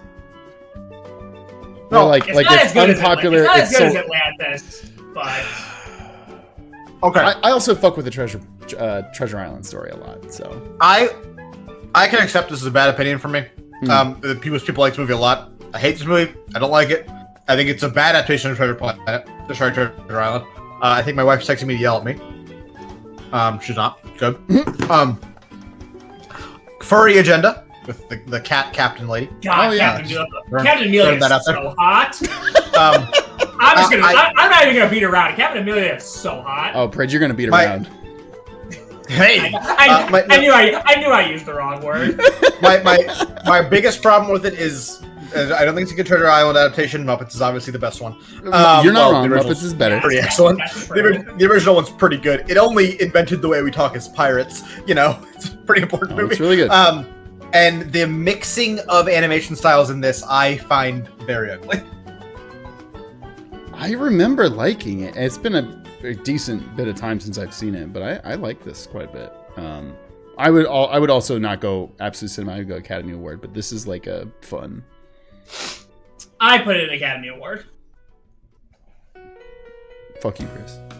By the way, this is one of the most expensive movies ever made. I do know that this like fucking bankrupt the shit out of them. Yeah, no, it was a financial disaster. Yeah. Yep. Also, shout out to the song "I'm Still Here" from Johnny. Great Mitchell. song. Great song. Song, Buck Crips. Next up, Brother Bear. I remember seeing this in theaters, and I don't remember a fucking thing about it. Dude gets turned into a bear. Very similar to a B movie. I This was gonna has say very one of- similar to Brave. If you could No, turn into very- a bear, would you? Would you? Very similar to a B movie, which I can't believe is the sentence I'm about to say. But this is a movie in which a human person is deemed less suitable as a partner than a fucking animal. In this case, a man is cucked by a bear, and in a B movie, a man is Patrick Warburton is cucked by a bee. Yeah, that's true. What? He's voiced by Jerry Seinfeld. Which is even crazier. I couldn't tell you What's who even voices the worse? bear in Brother Bear, but You never want to get cut by Jerry Seinfeld. no. No. I remember there's a thing that came out the same year as Freaky Friday, and people were like, "What was going on at Disney?" And this year, that was like, "We need to get people into the bodies of other things." That's really funny. That was like an obsession of like just This is how me we at that make time. money. Shut the fuck up! It's Joaquin Phoenix. That's so crazy. Wait, Rocky Phoenix is the voice in Brother Bear? That's awesome. I don't have anything Oh, that's kind of awesome, actually. negative to say about it. I just don't have anything positive to say about it, so I think it's a film. It's a film. Okay. It's a film. Great. Home on the Range. I don't remember this movie. I have no strong opinions. Congo Bongo gifted you last saying, Chris, you're thinking of the direct-to-DVD sequel. Oh, am I? Same for Brother Bear 2. Brother Bear. Brother Brother Bear 2 back. Bear harder. Sister Bear. Sister Bear? Panic. What are you doing, Step Brother Bear? Panic Bang. Says Home Range better get Academy Award or I'm fighting everyone. I don't remember this. Well, here's the thing about Home on the Range. Okay. Did so poorly at the box office, they decided to stop making animated movies. So, there is that. Probably not a good sign. No, I recall liking it. I honestly don't remember it that super well. I think I'm honestly mixing up a lot of parts of it in Brave Little Toaster, which are very dissimilar movies. Well, Chris, does the scene you're thinking of have a toaster in it? Well, I can't tell if it's a toaster or a cow. My vision's really bad. Oh, well, that's true. You gotta get that checked out. I'm gonna get water with it somewhere. Who gives Watch out for waterfalls. Don't go chasing him. I don't remember this. There are people in the chat fighting for it, but a lot of people are saying it's pretty mid. Yeah, we can split the difference and say it's a film. Sure. That gives people the least room to hate us. That's true. That's true. Give it 2 seconds while Chris comes back here. Petting Pen says maybe the version in Latino Spanish is better. I don't know. Could be it, honestly. Maybe your localizers pop the fuck off. I'm back. Are we shitting on Zach Braff yet? Talking about Chicken Little? Yup. I didn't see this when it came out, and then I remember seeing it as an adult, or like a little bit older, and I was like, this wasn't as bad as I was led to believe, but it wasn't amazing. I hated it. Saw this in theaters, despised it. And terrible summon in Kingdom Hearts 2. Also true. I don't think I even knew that Chicken Little was a summon. That's crazy to me. You like hop in a turret, and he is voiced by Zach Braff. They got him. Oh, That's they got him. Really crazy. Is it?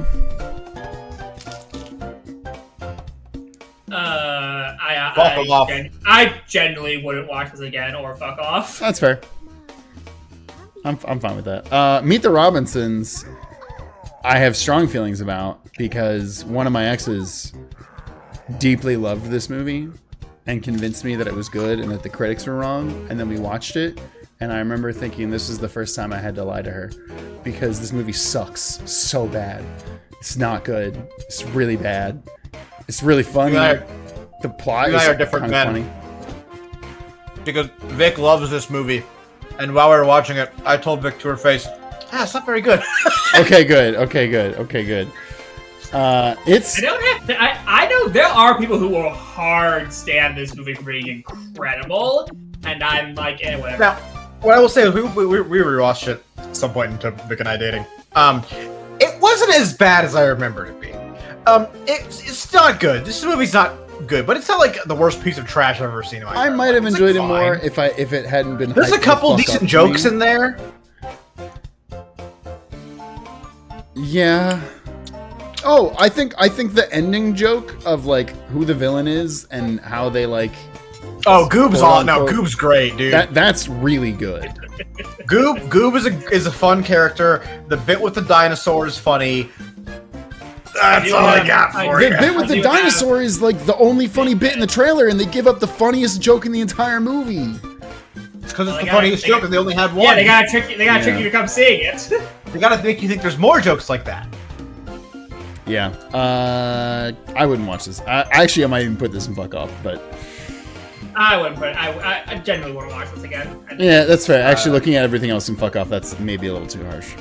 For those of you playing along at home, we're entering the era of Disney is trying stuff and it's failing terribly, and Pixar is making $1 billion every day. Yeah. Speaking of, Bolt! One donation really fast too. Congo Bongo gifted another $5. Thank you. Saying the original draft, the villain, this was Home of the Range. The villain was going to hypnotize the cows to take over the White House, but in the final cut, it's much less fun. What the fuck? Okay, cow movie. Yeah, sure. Why not? Bolt.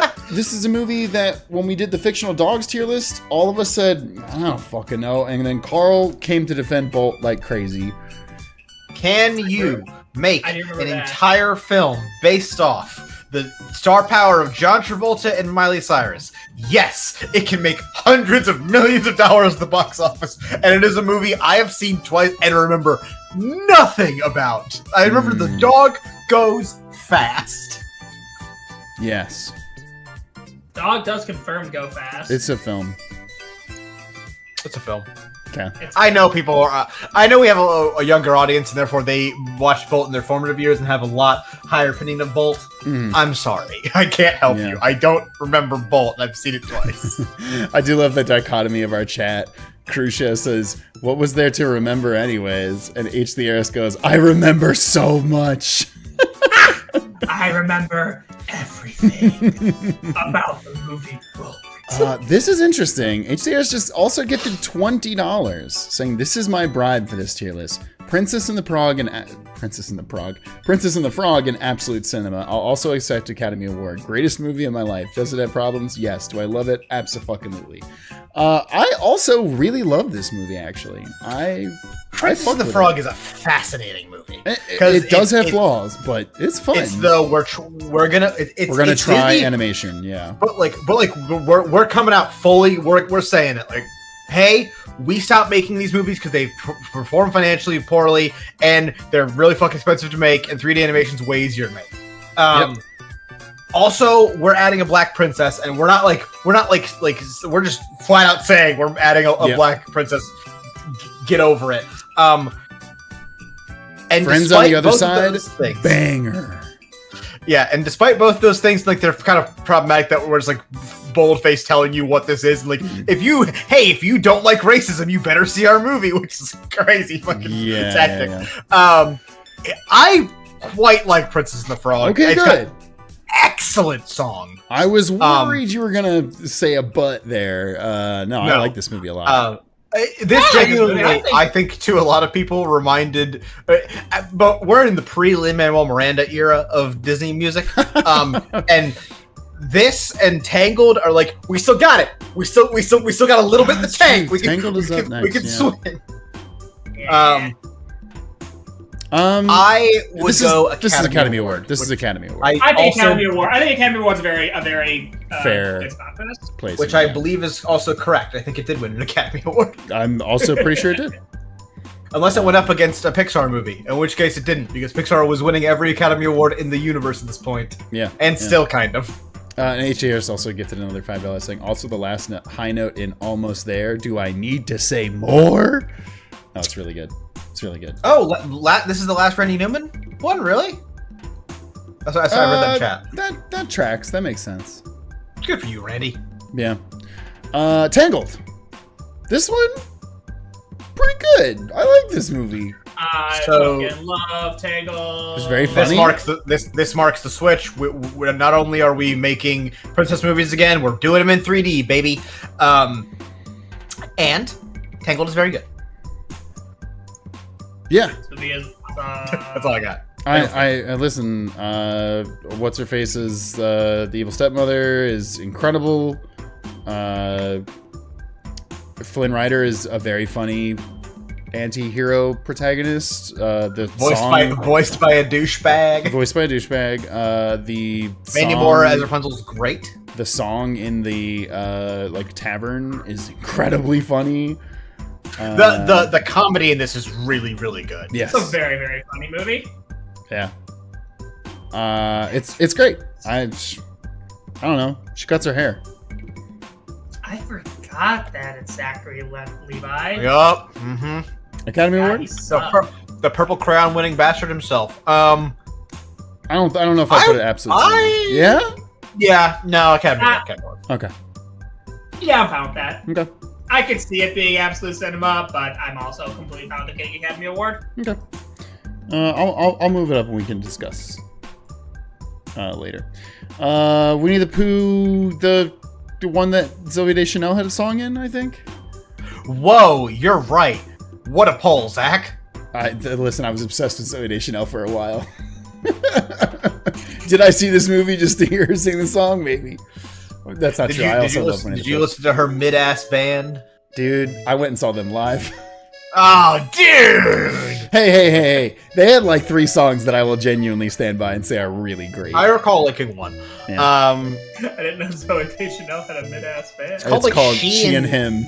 She and Him. Yeah, that's what it That was. name sucks. It's really such a bad name. That is a horrible band name. I went and saw her live when I was like 19, I think. And there was a point in between the first song and the second song where like they were still gearing up for the next one, and the audience died down from clapping, and I just went, "You're beautiful," and she went, "Huh," because she heard me, and I freaked the fuck out. It's really and she cringe. went, huh? It was like a, huh, like she like smiled and laughed. Made my day. And she went. Yeah, exactly. Yes, she did. She went. "Brr!" That's a great story. I'll use against Zach in the future. Yeah, that's fair. I deserve it. She is engaged to a property brother. That's crazy. It's a film. She was married to the lead singer of Death Cab for Cutie for a while. I'm sorry, but the statement. She's married to a property brother. Property. Here's what. They do not have individual names. They're just one of the property brothers. If you dangled everyone I love over a pit of lava and asked me to name them, I wouldn't be able to. No, yeah, No, absolutely not. I've never at any point known their names. Yeah. What is there to say about the 2000 whatever the fuck Winnie the Pooh movie other than we talked about Zoe Deschanel instead of the movie? It's a film. I was gonna say we have not said a single thing about the movie, and that's about sums it up. Wreck-It Ralph. Hey man, this is a good movie. So good. Don't think I like it as much as either of you. So here's the big problem with Wreck-It Ralph. Sarah Silverman. I think Vanellope is a patently unlikable character, which is by design. She's not designed to be likable. She's designed to like make you know. She's got to have a character arc, yeah. Yes, the whole movie's about growing and appreciating things, even if people are flawed. Blah blah blah. It's a Disney movie. John C. Reilly's performance in this, it like genuinely, I think deserves an Academy Award. Would never get it for this, obviously. But like he gives so much depth to a fucking Disney 3D animated movie about video games, where his whole thing is that he's big and he hits stuff. And he hits things. It's Donkey Kong. The whole I'm a bad guy and that's good thing. Oh my god, it's incredible. Here's the thing, I like Police that. are coming to arrest Zach for his bad take. Sorry. I appreciate that as a gamer. TM, I should like this movie more. Sure, it's really fun to like have like the reference scene at the beginning where it's like the bad guys in therapy. It's got fucking Zangief, dude. It doesn't do anything for me. That he says thanks, Satan. Come on. It doesn't do anything for me. I would like to put this in Academy Award. I'm fine with that. I won't fight you on it. I would as well. This is not absolute cinema for me, but I think this is the impressive thing where a bunch of adults made video game jokes that weren't insanely cringe, and that's usually very difficult. It's an accomplishment that this isn't fucked. Like embarrassing. Shout out to all the people in the chat saying it's a shame they never made a sequel to this. It's very funny. It is a shame. Next is Let It Snow. It's Frozen. They made $1 bajillion off this movie. Yup. And it did award us for one of the greatest moments of all time. Adele Gazine. The wickedly talented. The wickedly talented. It's iconic. Fucking John Travolta, what are you doing? Yes, so I have Why did you not pronounce her name? It's so the best. Okay, first of all, I don't care who's editing this. I demand whoever it is put in Adele Dazeem right here, please. Thank you. That's probably me. The fucking when he says Adele, he knows he's fucked it. He knows he's fucked it so bad, and then he's like. You watching him play back, he's like, I can save this, I can get it back. And then he goes, duh! And he's just like, fuck! I will say shout out to whenever it was like a year later where they had her fuck up his name purposefully. Yes, that was good. It wasn't as good as it should have been, but it was good. Yeah, it's a good joke. Frozen. It's. I have the. By the way, I have the thing on my right monitor here that has the release year, the amount of money it cost, and the amount of money it made. Mm-hmm. This is that first one with a big fucking B in that second Wow, column. their first baby. billion movie. $1.2 billion, not counting the ones that are just for inflation that made it over $1 billion, like Lion King. Frozen is. It's a tough one because it got so big and was so everywhere that Correct. you kind of Correct. feel the need to hate it. It's the Undertale of movies. That's a stupid. No, I understand what you mean by that. I understand what you mean by that. I know. Yeah, I know. I know what the joke is there. But to be fair, what I was going to say was like very similar to Undertale, though. It's actually good. Yeah. Frozen is an objectively good movie, and if you don't like it, you are wrong. Like this is like scientifically a good movie. And then they made on the a sequel. molecular level. The science supports our findings. Well, God, put it again. we'll talk about Frozen. Yeah, great. Big Hero 6. Some of Disney's best world building, I'll say. Yeah, I only watched this like in the last few years, like post-COVID, and I was like shocked at how good it was. Genuinely emotional. Like Baymax is adorable. Yeah. Max is great. As someone who plays Ace Attorney, where we make the Japanifornia jokes, the fact that San Francisco is an actual it's really thing good. in this movie, Oh, it's so awesome. It's always something that makes me laugh so much because, like, no, that's not just like it's an Ace Attorney localization joke, but it's also just a real thing. Yeah. They really just fucking call it San Francisco. It's like, fuck it. That's a really good movie. Is it higher than Academy Award? I feel like it's Academy Award. It's Academy Award for me. It's Academy Award. Okay. Great. It's again really good. Go watch it if you haven't. Genuinely. Next up, I'm actually interested to see where we fall on this one. Zootopia. Beep, beep, beep, beep, beep, beep. Furry conspiracy, furry conspiracy, furry conspiracy.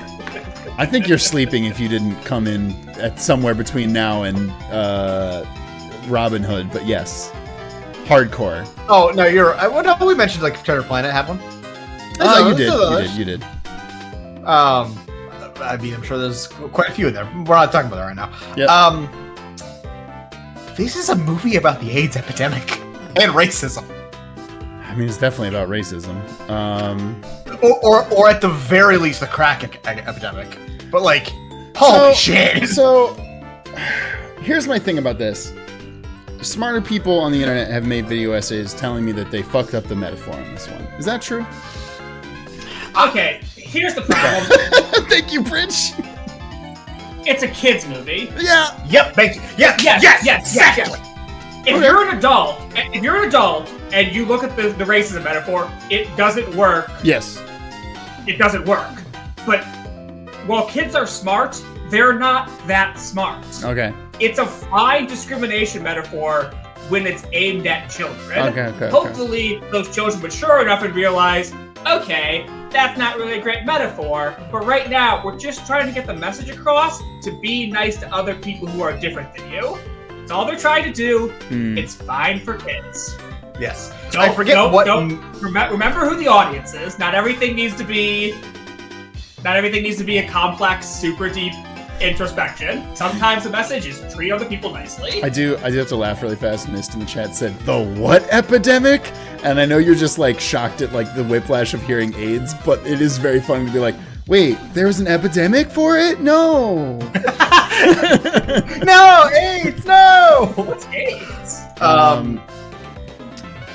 Hannah Brennan says ACAB includes bunny cops. It does.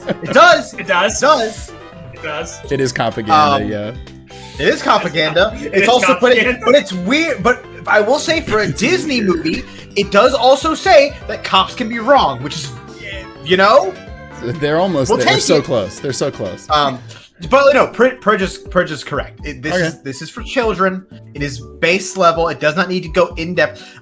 To quote George fucking Lucas of all people, when asked about like plot holes in Star Wars, and he goes, "It's a fucking kids movie." That is correct. Like it doesn't need to make sense to your adult brain if it spoon feeds the moral message to a child. That's what it's for. Yeah, Academy Award, we moving higher, we moving lower?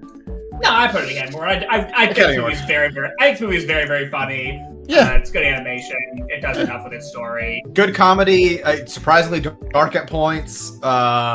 It gave us the best manga ever. Thank you. I was gonna say, like, when is the fact that we got this far into talking about Zootopia before one of us mentioned it is crazy. Yeah. Hey, next up is Moana. What can I say except, oh my god, this thing made so much fucking money. Yeah. Same year, by the way. Was it real? What a year! What a fucking year for Disney. 2 movies make over $1 billion fucking dollars. That's crazy. I like Moana, actually. Moana's very good. The worst part of Moana is the plot, which sounds like an insane thing to say, but it makes complete sense. Like the whole we have to stop the big lava thing from destroying the island is so unimportant to the plot of Moana. I want to watch Moana just gets and resolved Maui at the end. Yeah.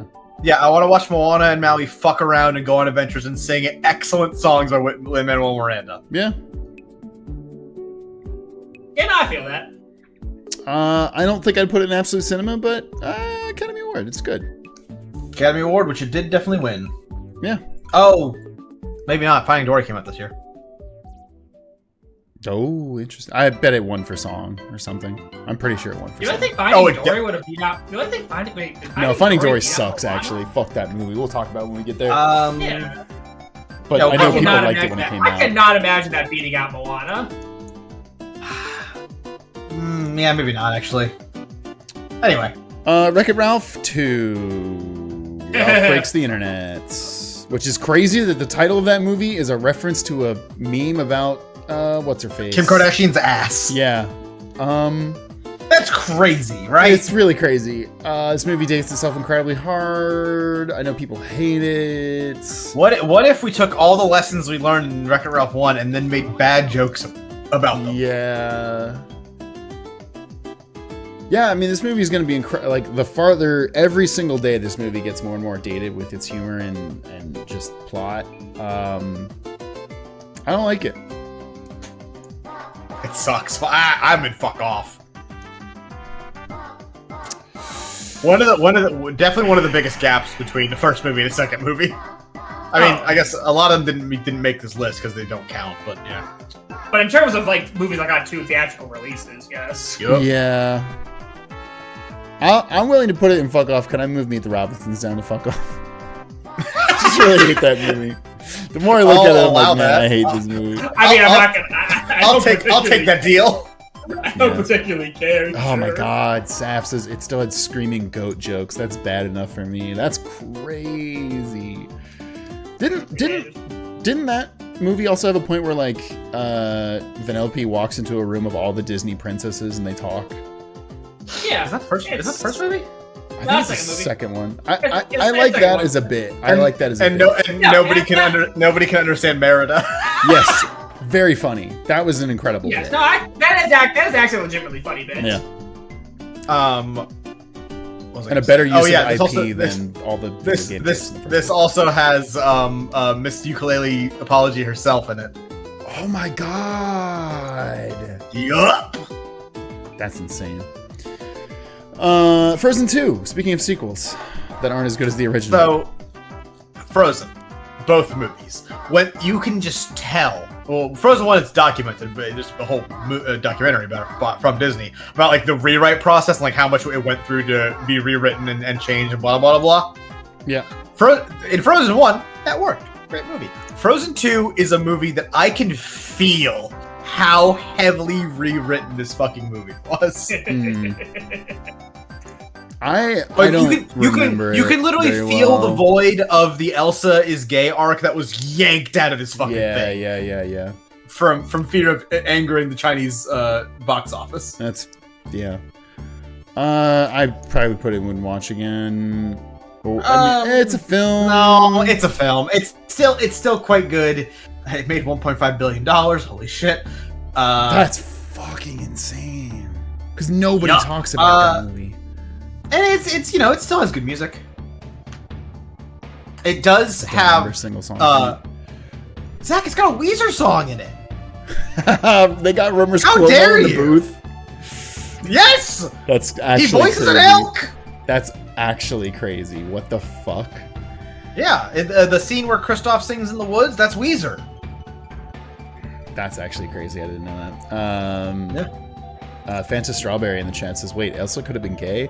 Hey, listen, if you read any fan fiction or look up any media made by fans on the internet, yes. Chat saying Weezer and like what about Weezer? I hope it's that you don't know that what Weezer is, first of all. But second of all, the song where Kristoff sings What's a Weezer? the song where Kristoff sings what's basically Bohemian Rhapsody in the woods with a bunch of elk is Weezer. That's really Weezer funny. performing that song.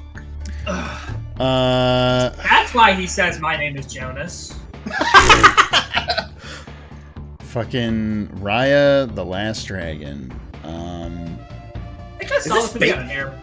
I think I saw this movie by watching it over someone's shoulder on an airplane. This was... That makes it better, as we've talked about. Is That's this true. an adaptation of something? I don't think so. This It's is... excellent world building, then. It is good world building. However, counterpoint, Aquafina. I don't hate Aquafina as much as a lot of people do. I think Aquafina is to acting what DJ Khaled is to music. Okay. You know exactly. You know exactly what you're getting. She doesn't go down on and- her wife. And she doesn't go out down on her wife, and she's straight up out here doing it. Like you know what performance is gonna be. You know all the jokes. You know all the voice inflection. You know all that shit going into it. That's you. You need things like that in media. It doesn't mean you have to like it. I think you're a little too kind. As I'm saying. Um, The Nora from Queens is a good show, and the spelling of her name is an abomination to God. Agreed. Hannah Brennan points out the thing that I feel. It is Avatar: The Last Airbender. It is an Avatar: The Last Airbender ripoff with inferior plot and characters, and that is facts. I agree with that. I don't necessarily hate it for being that. I'm fine with that. I'm fine with attempting to make something like is Kung Fu Panda Airbender ripoff? Yes, but it's good. It's better than this. It is better than this. Also, this I think was one of the man- first man- films that came out like direct to DVD or direct to Disney Plus Disney during Plus, COVID. So you had to pay $30 to watch it for one day, and I think did that. I believe that was live action Mulan was the first one, but this is definitely one of the first. Oh man, live action Mulan, what a thing! Fuck, I forgot that existed. Doesn't matter, Zach. It made all the money in the world. Fuck. I like this more than live action Mulan. It's a film. I am fine with that. I think it gets a lot of hate, and Kelly Marie Tran. Sorry, dog. I'm sorry. You deserve better. You can't catch a fucking break, and it's not your fault. Yeah, it's really. It really good. isn't. Rose Tico is a good character in Last Jedi. Yeah. I mean, that I actually disagree with, but... Rose Tico is a fine character in Last Jedi. Okay, so not to get distracted, it's not her fault that Rose Tico's not a good character. Yes, she's not given, undeniable. She's not given anything good to do in that movie. Correct. I think she's a fine actress. Yeah. But she does. I think she's a quite good actress who just can't catch a fucking break. Yeah, she can't get a break. That being said, this is a much better performance for her than Last Jedi. That being said, I watched this movie over someone's shoulder on a plane. I'm not going to comment that much. I should rewatch it. I feel like I need to actually get it better. Hey, here's a movie that made $1 Disneyillion in Encanto. Yup. Also Oh, had one of the top songs. Actually broke into like the top 100 or whatever the fuck. I mean, I feel like several of the songs did. No. I mean, the only one that matters is We Don't Talk About Bruno. No. This will be Disney, not Pixar, Disney's first Academy Award win in what do you call it? The main category, fucking animated feature in fucking eons. I don't even know what they might even not have one before this. I like Encanto. Listen, you do stories about family and shit will get me, despite my own weird relationship with my own family. Especially that's why also. That's how me. I mean, pressure being put upon you by a family is like really chef's kiss to me. I came in wanting to really dislike this movie because of how overly popular it was, and I saw it late. We saw it pretty close to opening. And I actually was like, this is pretty good. I'm not going to lie. It's not an absolute cinema, but it's pretty good. Oh, I'm absolute cinema with this. I think Encanto is fucking fantastic.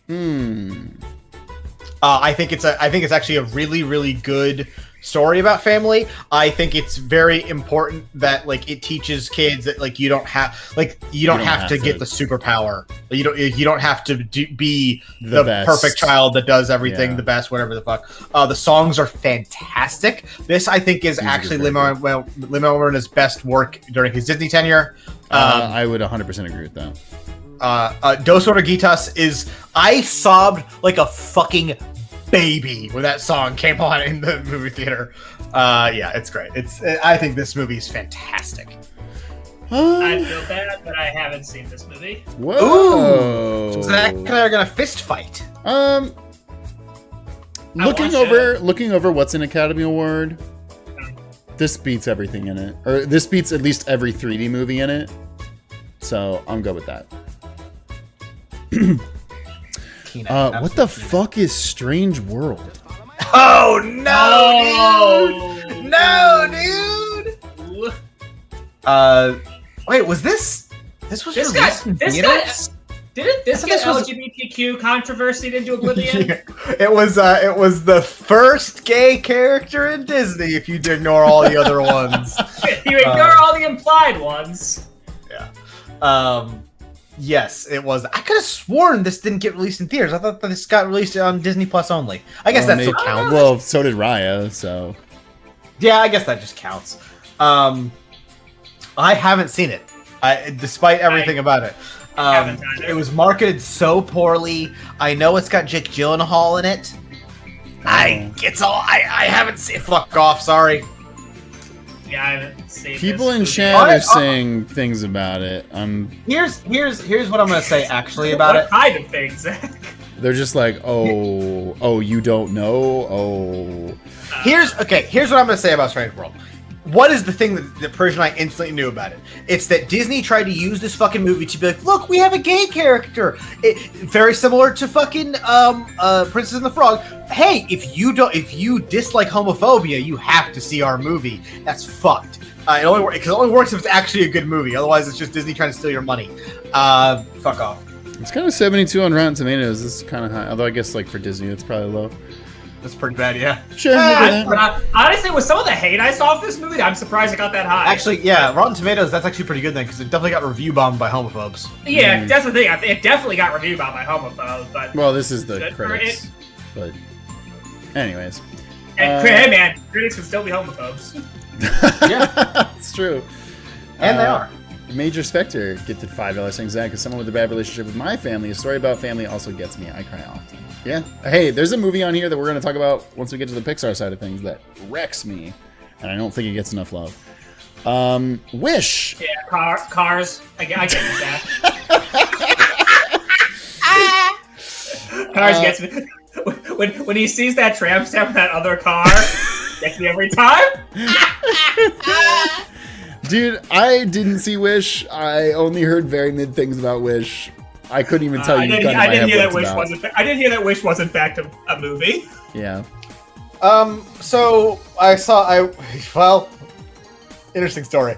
I started watching Wish, and I made it about halfway through Wish, and then I turned Wish off. On a plane, you know me, baby. Wish almost interesting. It's almost everything. It's like it almost has a cool art style, but it doesn't. It almost has a cool premise, but it doesn't. The whole thing with Wish is that Wish is trying to be the origin story of Can You Wish Upon a Star because it came out in the 100th year of Disney. When You Wish Upon a Star. That's fun. Yes. Let's see in chat. Wish equals waste potential. Yes, that's exactly what it is. It's like an almost cool premise. The premise being that like there is this nation where everyone is born with like a wish, but only the king, who's a wizard, can like bring wishes to reality. So everyone, when they get a certain age, I think it's 18, they give their wish to the king so he can have his magical powers and continue to make the thing better. And then no, and then like every so you forget your wish when you give him your wish. It's like the burden is like lifted off you. And then every year, month, unclear, he comes out of the castle and grants a bunch of wishes, and it's like a thing. And then he goes back into his castle and whatever. And the story is about like the protagonist saying that like he shouldn't be the arbiter of things, blah blah blah. But first of all, didn't finish the film. Can't say. I feel like he's doing a pretty good job. Is what I would say about that. This seems like a pretty okay deal. I mean, again, I didn't see it, but I heard one of the criticisms. It's one of those ones where like he's not a bad guy until the movie realizes it needs a villain, so he just does that heel turn thing. Because like apparently like the kingdom is pretty happy. It's not like he's like secretly abusing anyone to grant the wish. Apparently he's just like doing a fine job because the movie needs a villain. He just heel turns. Yes. Again, haven't seen it. Just base it on memery and internet shit. To once again bring up George Lucas, weirdly enough, there's a bit where they talk. There's someone's like, "What's like the real problem with the Empire?" Because they have a like pretty much abolished like a food crisis and war and all that shit. And he just goes, "Oh, the racists." It's so awesome. The problem with the Empire, they have a death laser that blows entire planets. I feel like you don't need to actually get too fancy with that one, George. They have a death laser. I feel like even though two of us didn't watch it, slam on somebody, and Chris watched only half of it, everybody in the chat saying it's not very good. So I'm gonna put in Jen and they didn't watch this again.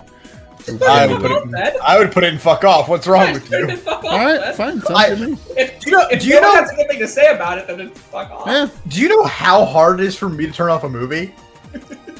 Especially on a plane, you can't go anywhere else. Yes, yes, exactly.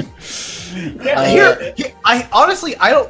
Probably the two movies I've ever turned off on a plane. There might be more, but definitely like very few.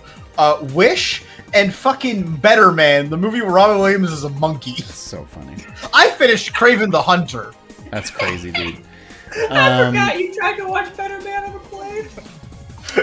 And now it's my letterbox icon because it's so awesome. 2. I also forgot that Carl definitively tried to tell us that guy's popular. I know he's famous elsewhere. I just can't be bothered to give a shit. No, Yeah. It's just fucking England. Moana 2 happened. I didn't see it because I didn't think it was going to be good, and I was told that I was right. Haven't seen it. Have heard nothing good about it except that it made money. Yeah. Yeah, I feel like this movie existed, then no one cared after like 5 seconds. I'm just gonna put it in fuck off because everybody in the chat seems to think so, and we didn't watch it. So fuck off. That is all the Disney movies. And if you're looking at absolute cinema, you're probably noticing something. Yeah. There's about a 25 year span there where they really just didn't make anything. Look, I swear to you guys, it's not just our 90s nostalgia. These movies are legitimately incredible. Yeah. Yes. Oh, yes, yeah. If anyone disputes that The Lion King is good, it's like, shut the fuck up. like you're just wrong. Like, if I meet someone that's like, oh, I think Lion King sucks, I'm like, well, you're a dumb person. Like, your opinion means nothing to me.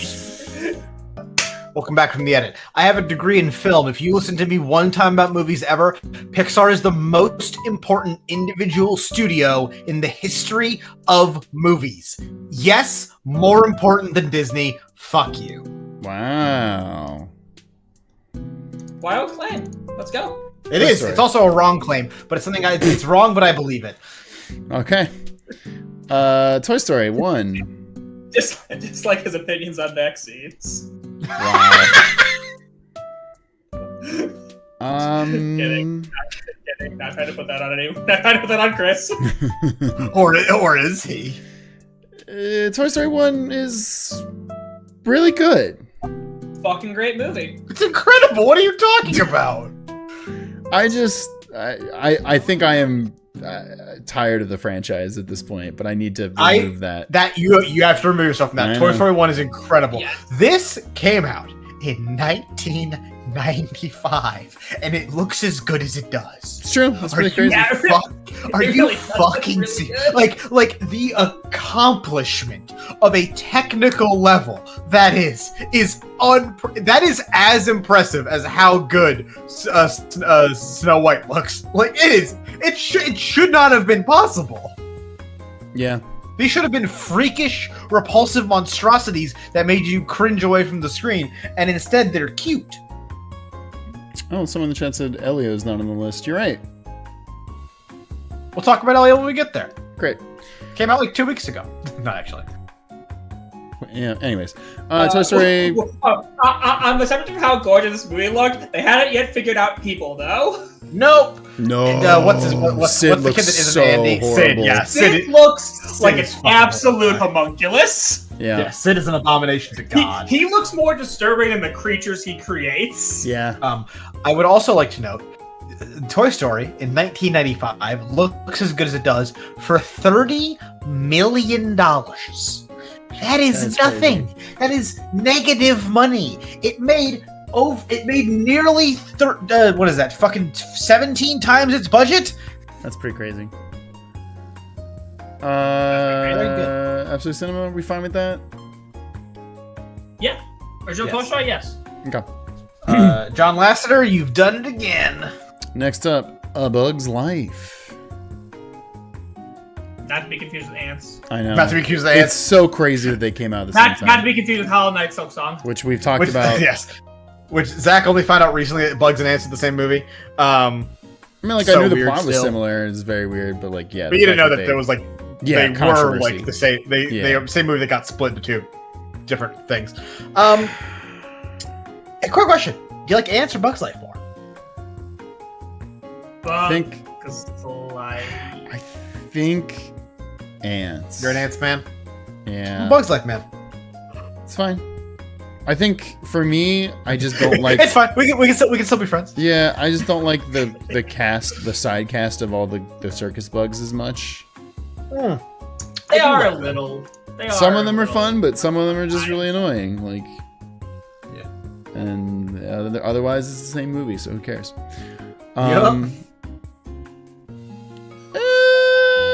It's a film. I It's think. a film, dude. Okay, it's cool. Such It's a film. it's I- such a film. Yeah, I can't justify it. I like it, but I can't justify Nah. it going higher than that. Yeah. Next up is Toy Story 2. This was for a long time the highest rated film on Rotten Tomatoes, famously.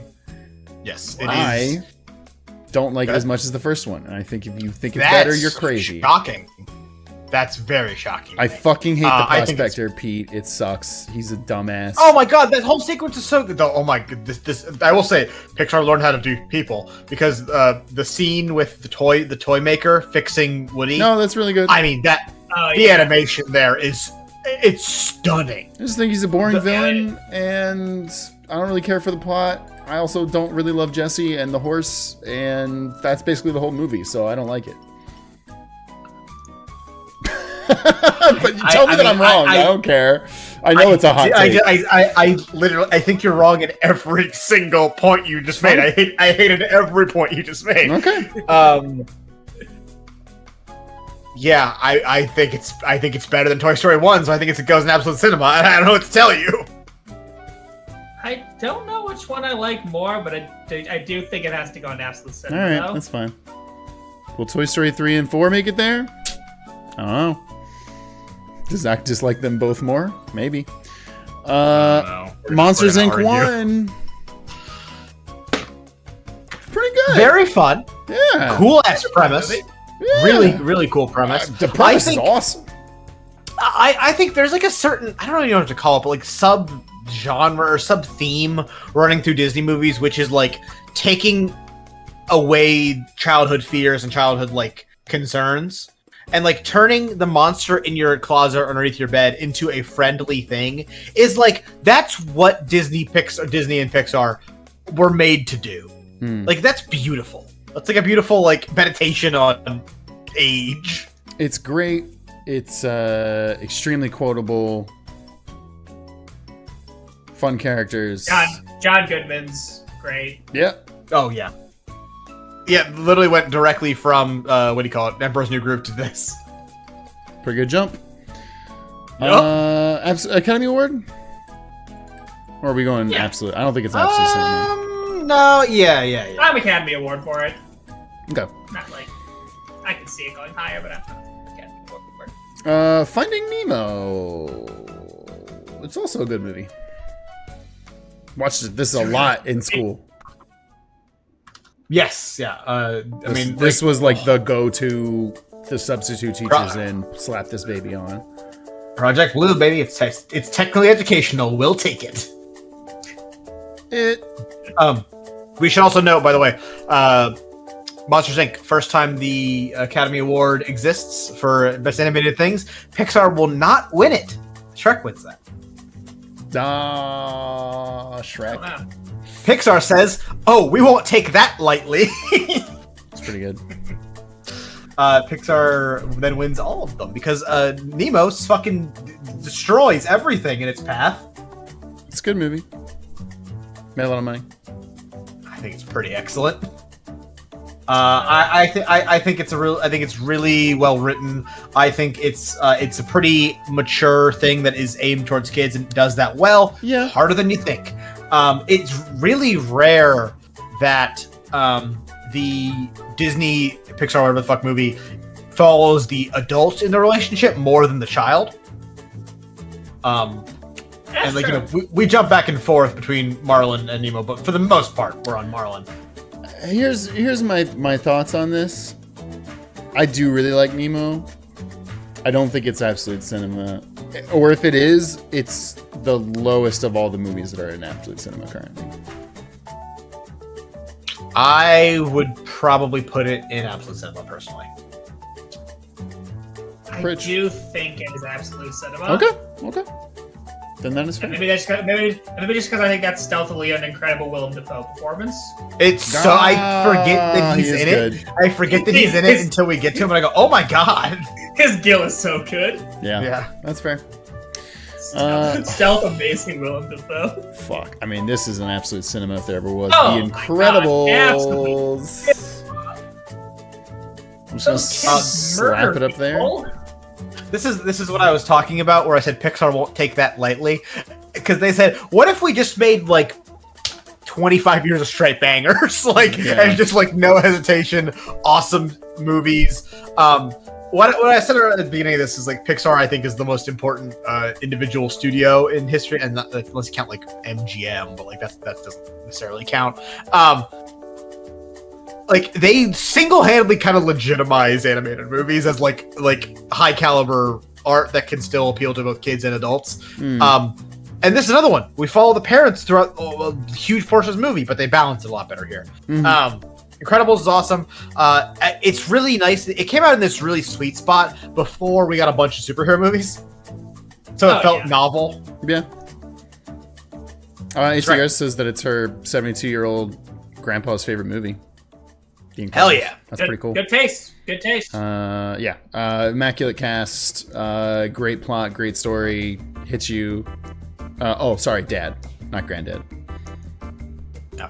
A great bit, by the way, near the end where they're cheering on Dash and they go, second place is good, second place is good. Yeah. I love that. It's very so funny. awesome. Cars 1. Made bajillions of dollars. Oh yeah. So, Go ahead, Fridge. like, Cars not a bad movie. No. But also, No, it's certainly not a bad movie. No, nobody would call but it a like, bad movie. I'm trying to think of like a really nice thing I'd say about Cars, and it's like, I like Owen Wilson. It's I love Owen probably the Wilson best as a use performer. he's great. But I definitely does would have like Larry to the praise Cable it. Guy in it. It's maybe the best use of Larry the Cable Guy possible. Oh, absolutely it is. 100% agree with that. The rarest of rare, like we talked about David Spade, excellent casting. Excellent casting of Larry the Cable Guy is the hardest thing to pull off in the universe. Yeah. And they deserve a special Oscar for that. I know they tried too hard by making him way too important in the second movie. Bingo! And it's a disaster. But we'll And get then to they dial that back in 3 because they're like, okay, too much Mater. Too much Larry the Cable Guy. Never a good thing. Lesson learned. These are both not a joke. This saved Owen Wilson's life, and this is what's his face's last performance. Paul Newman. Okay, Cars is overhated. Someone chat said that. You're correct. The biggest problem with Cars is everything that happened. The way Cars aged so weird because there's all the Pope Mobile stuff. Why does the car have a tramp stamp? Why are the bugs also cars? It's so fucking weird. Shout out to the Saddam Hussein car.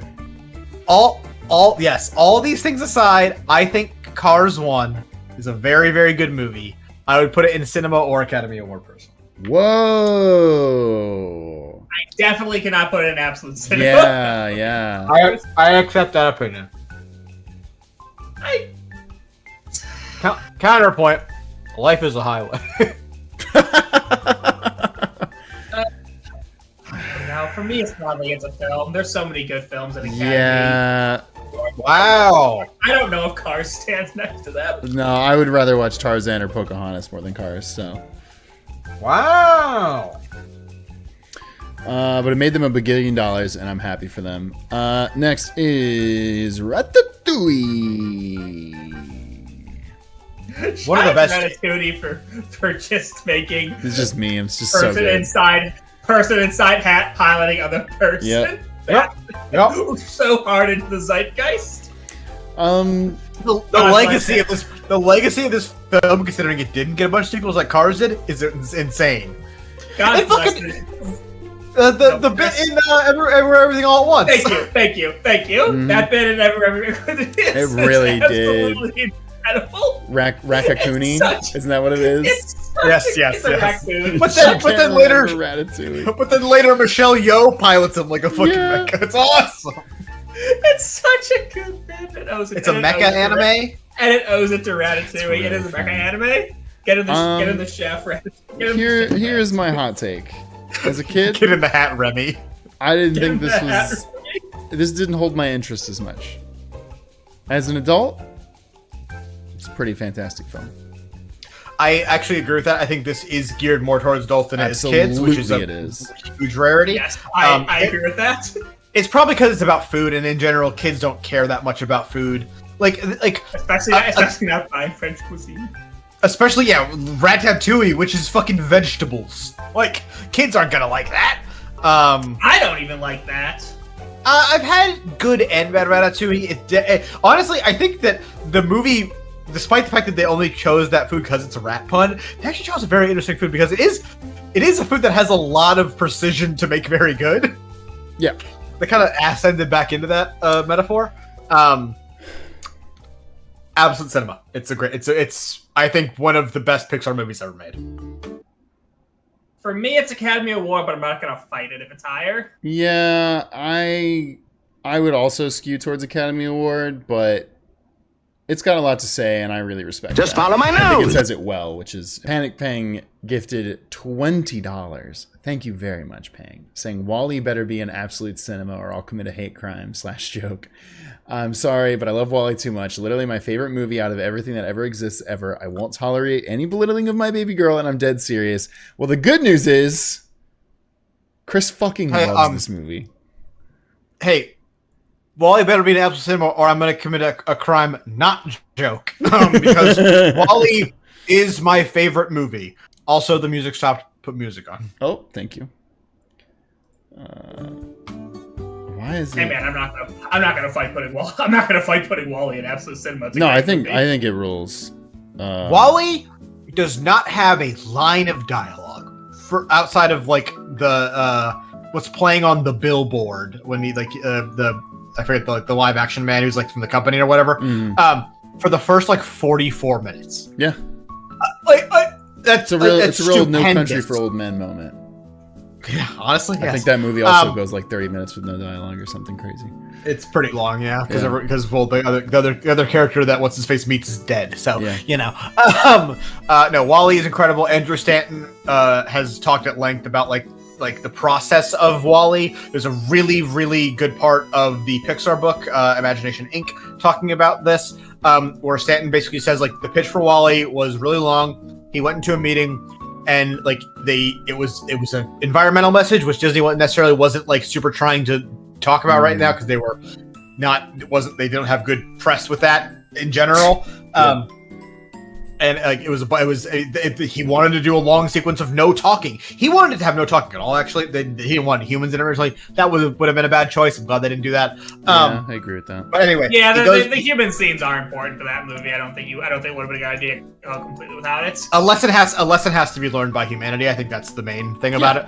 Why it has to be there. That helps the movie a lot. That lesson that we're definitely learning right now in acting to save the planet for future generations. Exactly. Fuck up. It could still happen. If enough people watch Wall-E, it could happen. But anyway, he goes into the pitch, and by the time he leaves, everyone in the pitch room is crying, and they give him a blank check to go make Wall-E, and it makes what I believe is the best Pixar movie ever made. My personal favorite movie of all time. I cry every single time watching Wall-E at 3 different points. Oh, I love that. That's good. Wall-E is a beautiful movie that I adore. If you don't put it in absolute cinema, I'll kill you. No, okay, it's there. It's there. No, it's a banger. No one is going to disagree on that opinion, at least. Even if you didn't think it's that high, I'd still put it there. I love this movie. And if they ever make a Wall-E 2, I will find exist. Andrew Stanton and I will kill him. Congo Bongo gifted $2 saying we get closer and closer to Wall-E's dystopia every day. No, see, the good thing is that our dystopia is that only rich people will get to go to space, and then the rest of us will die. So yeah, and that's not our problem anymore. Yeah. Next is Up. I like this movie. Up's good. I was chewing. Up does a fucking evil little magic trick right in the beginning where some asshole, it might have been understand, I'm not sure, decides, what if we speed ran getting an entire cinema of people to cry? Yeah. And it is a cruel joke. My fun story with Up is that my family sat down to watch it at a family party, and at the time my nieces and nephews were like, hey, can you help us set up the Nintendo Wii to play Smash downstairs? And so I went downstairs and like set it up and like played the first round, and then came back up because I wanted to watch this movie. And my family had started it, and they had got through the first 10 minutes, and they were all crying, and I was like, what the fuck is going on? And then I never got to see it for the first entire watch of the movie. That sucks, actually. Yeah. That sucks really bad that you I had to go back and watch it and be like, oh. Yeah, because I was like, I don't super care about. Was the main guy Carl? What the fuck is his name? He's just like a grumpy old man. Carl is. Is Carl the kid or the adult? They didn't let you watch the entire. No, Russell's the kid. So yeah, Carl. Yeah. Yeah, they didn't let you fucking watch the pathos of the entire movie. Yeah, it sucks. The movie fucking needs its pathos. I know. That's so fucking funny. Yeah, I was like, awesome. oh, it's sad. What's another movie you could do that with, where it loses 90% of its meaning if you don't let someone watch the movie? The first 10 minutes. Grave of the Fireflies. Whoa, shit. Up is good though. Academy Award. I don't think it gets cinema. Right. Feelings on that? Yes, I agree. I'm okay with that. Okay. Incredible job balancing the comedy and the severity, though. Absolutely. Yeah, absolutely. Yeah, Congo Bongo gets the $2 saying it's like the opening to Finding Nemo, but on steroids. It is. Oh yeah. They said, "Oh, that one didn't get you. We'll show you." Next up is the one targeted at millennials to get them to cry, but it didn't vibe with me. Toy Story 3.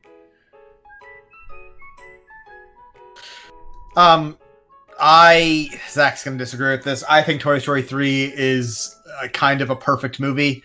Listen, I know I'm wrong. I think Toy Story 3 is a beautiful story that honestly probably doesn't resonate nearly as much with kids as it does with adults because of how it is structured. But Toy Story 3 is the story of Pixar.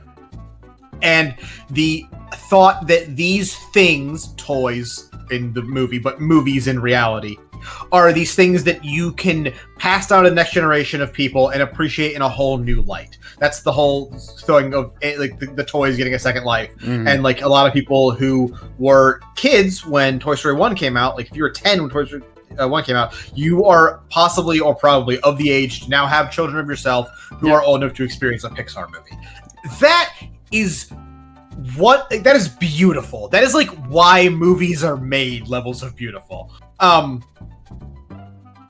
That being said, as a standalone story, it's not that great. It's good. It's good to great, but it's not like amazing. That's what I gotta say. So we're going genuinely wouldn't watch this again, right? Like, shut the fuck up and put it in an Academy Award. Okay.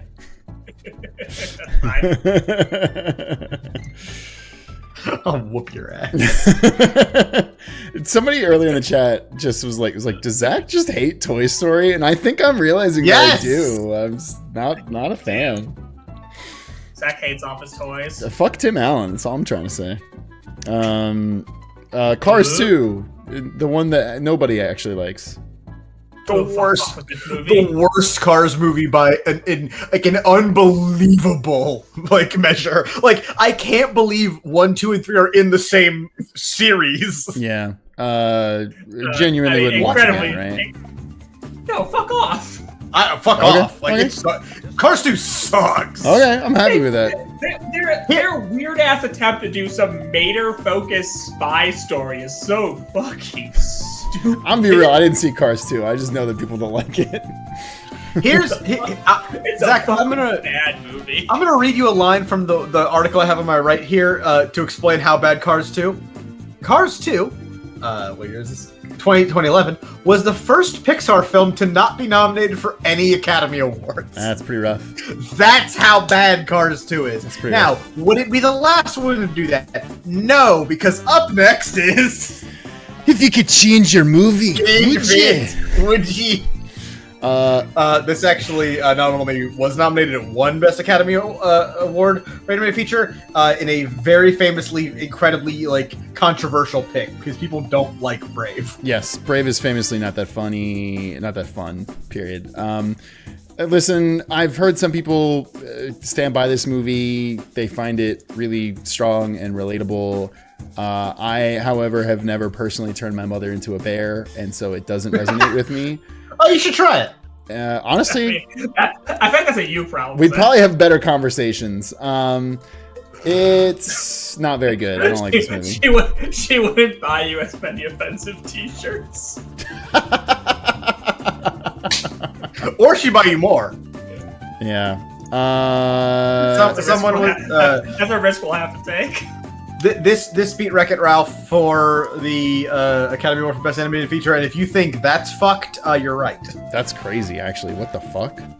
Yeah. It also beat Paranorman. That's not to say Paranorman's good, but it's just to say that nothing came out that year. Yeah, I like Paranorman. Yeah, but to be nominated for Best Animated Feature. Yeah, it could be nominated. That being said, I don't hate Brave. I just wouldn't watch it again. I don't hate Brave. I don't hate. No, yeah, I don't know. Yeah, I'm not gonna say fuck off to Brave. Good. I do think casting Kelly MacDonald, who is a very serious, very good actor, as a Disney princess was a bad idea. Yeah, it was just very weird. Monsters University.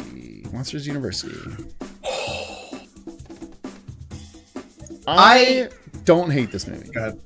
Oh, I despise this movie. Really? I know it's unpopular.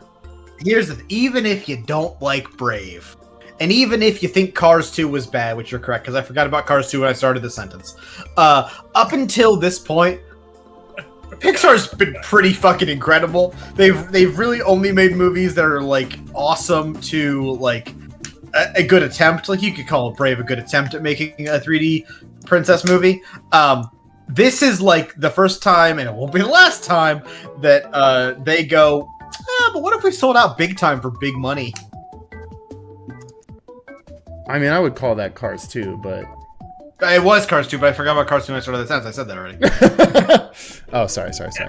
You have to remember, sometimes we forget about Cars too. And you know what? I'm not apologizing for that. Everyone wants to. And the worst thing about it, by the way, is that it worked. It made so much money. I do kind of hate this movie. Really? Yeah, I don't know. I think don't they? Isn't this movie a giant retcon on how Mike and Sully met? Yes, isn't the other movies established that like they knew each other when they were younger, and this movie they were childhood friends to they met in college. So if your entire to lovers in college, yeah. If the premise of your movie is a retcon, I already kind of hate it out of principle. Correct. Good like, take. Not like you just slipped a small retcon in there. The entire premise of your film is a fucking retcon. I think the message is overall good. I don't really care about much of the action, but there's fun jokes in here. I'm fine with putting it in It's a Film. If you want to go lower. I generally wouldn't watch it again, but I also like. I wouldn't watch it again. Okay, shit. You could change the movie, would you? Inside Out, number 1. Did you move Monsters Inc. or Monsters Inc. University? Oh, my Discord's frozen. Oh, is it still frozen? You can hear me though, right? Yeah. No, my Discord's frozen. I'm just not gonna fuck with it. Okay. Inside Out. It's really good. It's a movie I didn't think I would like and ended up loving. Yep. The entire sequence about the imaginary friends getting deleted out of existence still kills me to this day. It's shockingly sad. Yeah, fuck me, man. I love this movie. I would go so far as to put it in absolute cinema. It's not that high for me. But Academy Award. It's close. It's in that area for me, definitely. I think. I don't know. Bing Bong is the greatest American hero. I'll say that. Yeah. Academy Award. Okay. I think my thing is I think it is a bit too. Maybe I'm wrong about that because the second one did so well with kids. I do think it's a bit too aimed towards parents or towards adults. But I could be wrong. I think, for some reason, in my head, I was just imagining the credits starting to roll of that movie, and the song that starts playing is "I'm on the outside, I'm looking in," and that's just really funny to me. No, it's like what if it's on the outside, always looking in. Next up is Finding Dory. I don't like this film, Sam I Am. Never has a movie been announced that I was like, oh my god, this could be incredible, and been so devastatingly let down. Maybe I just did not like Ellen DeGeneres' character in the first one as much as you did, but I was not excited to see her lead a movie as Dory.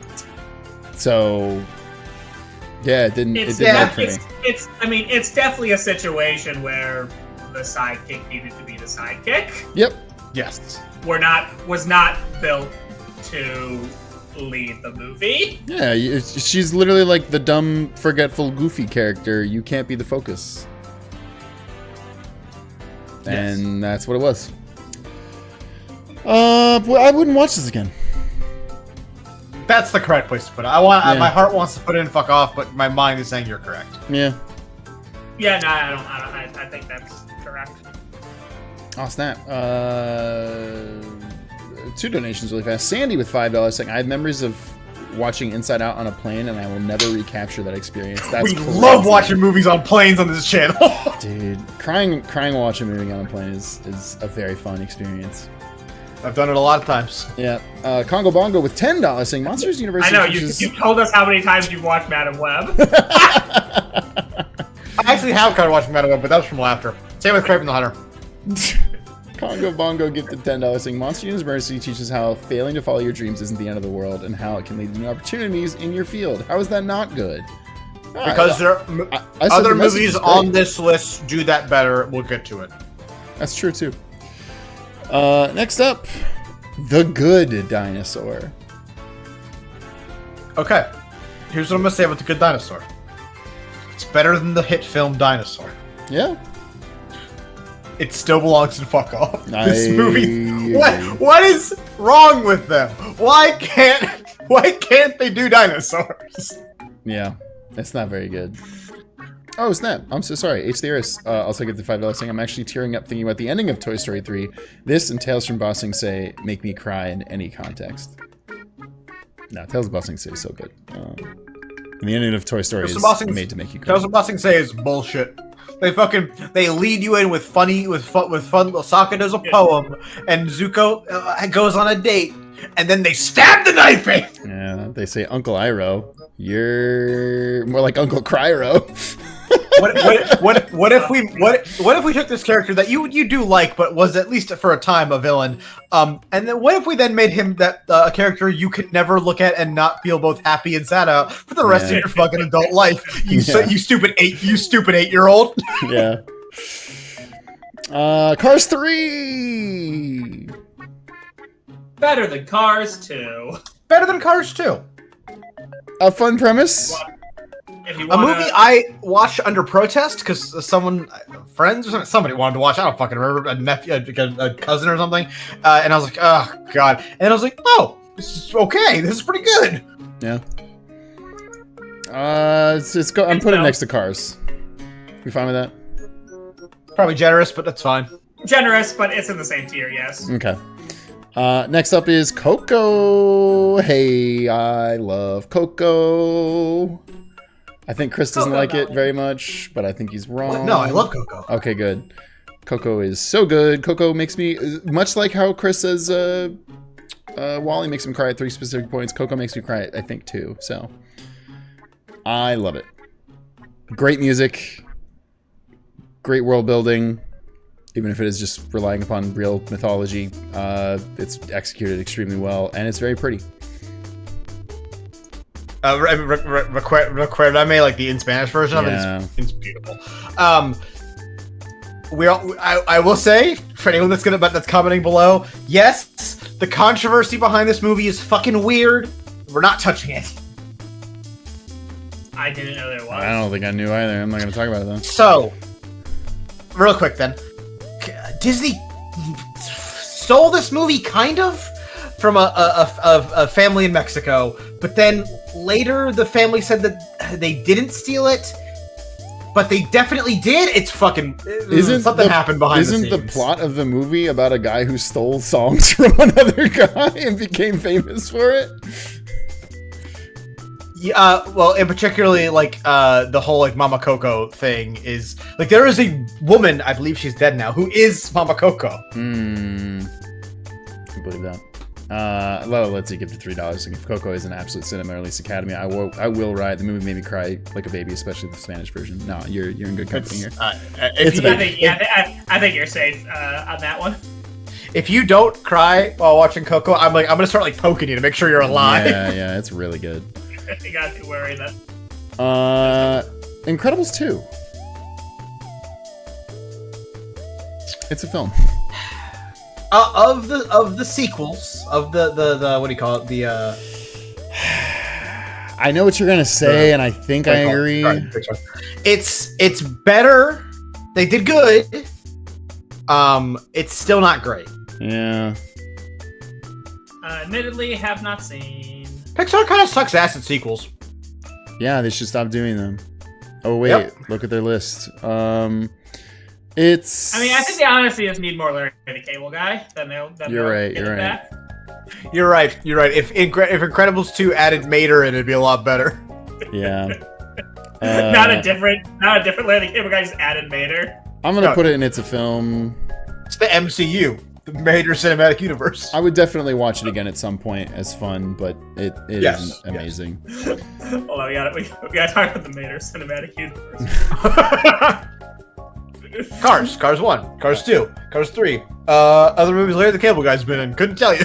Speaking of sequels, it's Toy Story 4. Fuck off. I didn't watch this one because I was so mad that they made it. Yep. Well, that guy Wait, what? Do people actually dislike it? I assumed it was beloved because it's Toy Story. No, this one was definitely the first one we were like, not feeling it, Toy Story. The problem with Toy Story 4 is a fine movie. It's gonna go when it's a film, by the way. But the problem with Toy Story 4 is that it fucking didn't need to exist. Yeah. Like 3 bookends the series perfectly. Yeah, And I'll then- agree with you on that. That's Four- 100% accurate. 4 is a retcon. Is the Spork character actually a good character? Yes. I think that, like, the lesson they're teaching you there with, like, imagination and what it means to, you know, create something is actually a nice, beautiful lesson. That's all great and all. It didn't need to be Toy Story. You could have done that in any other way. I'll just take your word on it. It's a film.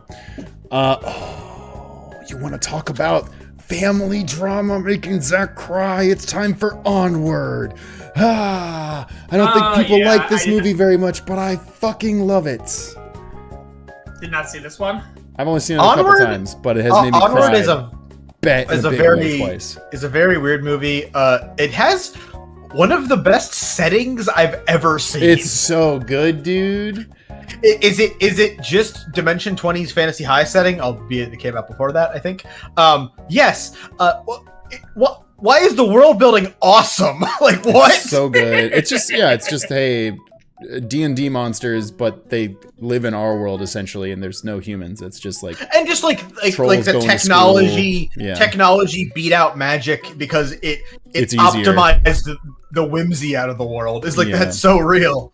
That is good. And then the whole thing is built around dead dad and 2 brothers who aren't similar and often have a lot of friction, being like, oh, we can do a cool spell to bring our dad back and get to talk to him again for one more time, and that fucking kills me. Yeah, he's like Goku. You can bring him back for one day.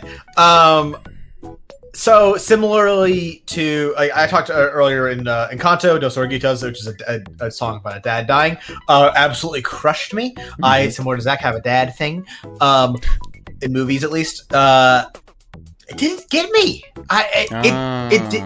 When the scene is so dramatic and so tear jerking, where the dad comes back for a second. Didn't dry eyes. In that. Really? And I'll cry at movies all the time. I have no problem crying at movies. That got mad. I started crying at video games in the last 5 years. In particular, it was Yakuza 7 was the first movie to make me cry. Yeah, I liked Onward. I think that it's got some really, like, the world is really fun. The antics with the dad when he's legs is really good. Fun. It's a classic Weekend at Bernie's moment. There are some And we know how beautiful that moments. goes about Weekend at Bernie's. It's good. Yes, you're right. It is Weekend at Bernie's moments. Yes, Chris Pratt's in this. He's actually fine in it. Yes. He's so cool. This is actually good casting of him. Yeah. He's the problem with Chris Pratt. He's actually like a pretty okay actor. He's a pretty decent to good actor. Yeah, but he's an insufferable fuckhead. Yeah. He's such a fuckhead, but Chris Pratt, as much as I hate to admit it, he's solid in a lot of his roles. Yeah. I mean, exactly. Like, Guardians of the Galaxy is like such it's literal perfect casting, and he's an unbearable right-wing terrible human being in real life who taunted his ex-wife about her inability to have a child. That shit is crazy. He's morally reprehensible. Listen, He's such a tool. I would want to put this in Academy Award. If you want to put it into film, I'm not going to fight you, but I really love it. It's got a special place for me. Put an Academy Award. Thank you. For you. Next up There is... are very sweet moments, especially like the teaching your son to dance scene is very nice. Yeah. Roger Ebert famously said in every movie someone should sing or dance, and I agree. That's a great example. It's a crazy It's a great sentence. quote. It's a great quote, actually. It might have been Spike Lee and not Roger Ebert. I don't know if I agree with that sentence, but go for it. I man. do. I do. I think it's a great point. Come on, It brings the It's scene alive. Just one song, one dance. Just something, a few steps. Next is Soul. I did not see this movie. Yeah, I'm not gonna lie. There's a decent amount of these more recent Pixars that I actually. I was told that I would like Soul because it's about Korea and New York. You would like Soul. But I actually think everyone our age would like Soul. That's the problem with Soul. Soul is not a kids movie. Like in no, like of everything on all these lists, Soul is not a kids movie. Soul is a movie for 30-year-olds. Yeah. Soul's really fucking good. So I think Soul, like, if this is Pixar's attempt at making a movie for adults, they knocked that out of the fucking park. Soul is incredible. And Soul teaches that lesson that we were talking about with Monsters University, but well, it's that it is acceptable to fail at your dreams. Or even more so, it is acceptable to be completely average at something you love. Like, it is more than acceptable to make art that is just okay. You're still making art. You're still doing what you love, and that's beautiful. That is a great message. I do love that message. Soul is great. It's a really interesting metaphor on growing up and growing older. The fact that it's like a late 40s, early 50s man as the protagonist is incredible. Like they pulled the up thing off again, where they made it work. This one's way less towards kids. Yeah, Soul's great. Soul's a great movie. I really, really, really recommend people watch it if they haven't seen it. Put an Academy Award, which it won. Okay. Next up is Gay Mermaids. Luca. I'm contractually obligated to like this movie as an Italian. If you don't like you were this gonna movie, say as a mermaid. If you don't like this movie, I assume you are either homophobic or anti-Italian. Which, who amongst us is not? But True. Lucas is fucking sweet. Jokes aside, this movie's fantastic. So good. I really do like this movie a lot. I like this movie. I don't think it's absolute cinema. I don't think anybody's trying to say it is, but I'm not trying to say that. it's fun. It's definitely Academy Award. Then it's absolutely. It's Academy Award for me. It's You know what I really, love it's a really about good Luca? What do you love? The about stakes Luca? are so low. They really are. They gotta win a bicycle race. Yeah. So a bully isn't mean to someone. Yeah. That's, oh my god. The fate of the world isn't at stake. The Death Star isn't gonna blow anything up. Like, no one's gonna fucking die. Yeah. Yeah, it's good. So good. And those mermaids are gay. They're so gay. It's crazy. They're pretty gay. Next is Turning Red. I also liked this movie quite a bit. It famously did not mention 9/11, which is weird. I was just gonna say, what about the fact that they don't bring up 9/11? Yeah. It ruins the film. You can't like a movie if it doesn't talk about it. I have heard people come out and like criticism of this movie, but I think it's also just a really fun time. I don't know. The people who are criticizing this movie are criticizing it for the wrong reasons. They're criticizing it because it's targeted towards girls, which most Pixar movies aren't. And it's about girls growing up, and it's about girls of color.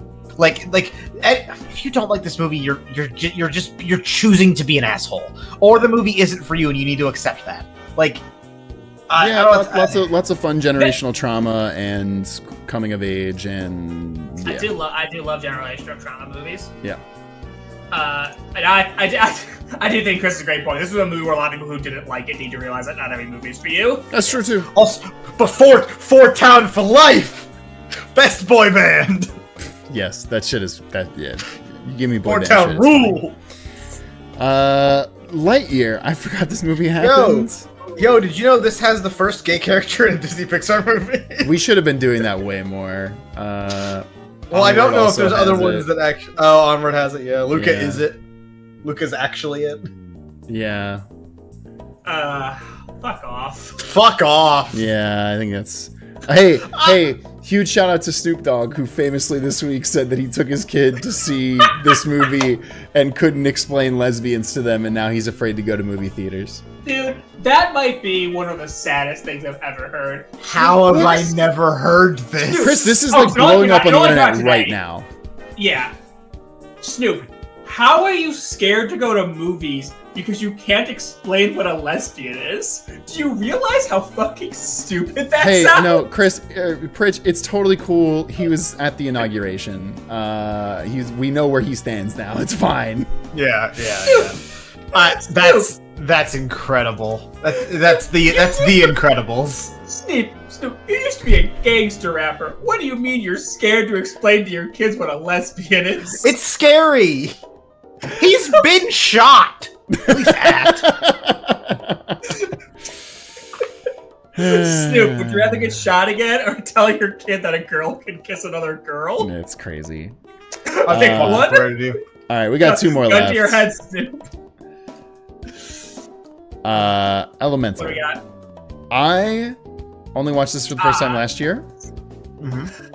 I ended up watching it several times because my ex was very into it. It was the thing where she was like, it's actually not amazing, but like, I'm just really enjoying the world and like the plot. And I think it gets too much hate. It does get too much hate. Incredible, but it gets too much hate. So this movie was when they were getting too scared of the furry boss. Like, no, we need to keep kids to fuck fire. The furries are getting too much power. We have to stop. It is the periodic tables return fire to fucking Zootopia for some reason. I didn't see this movie. I just wanted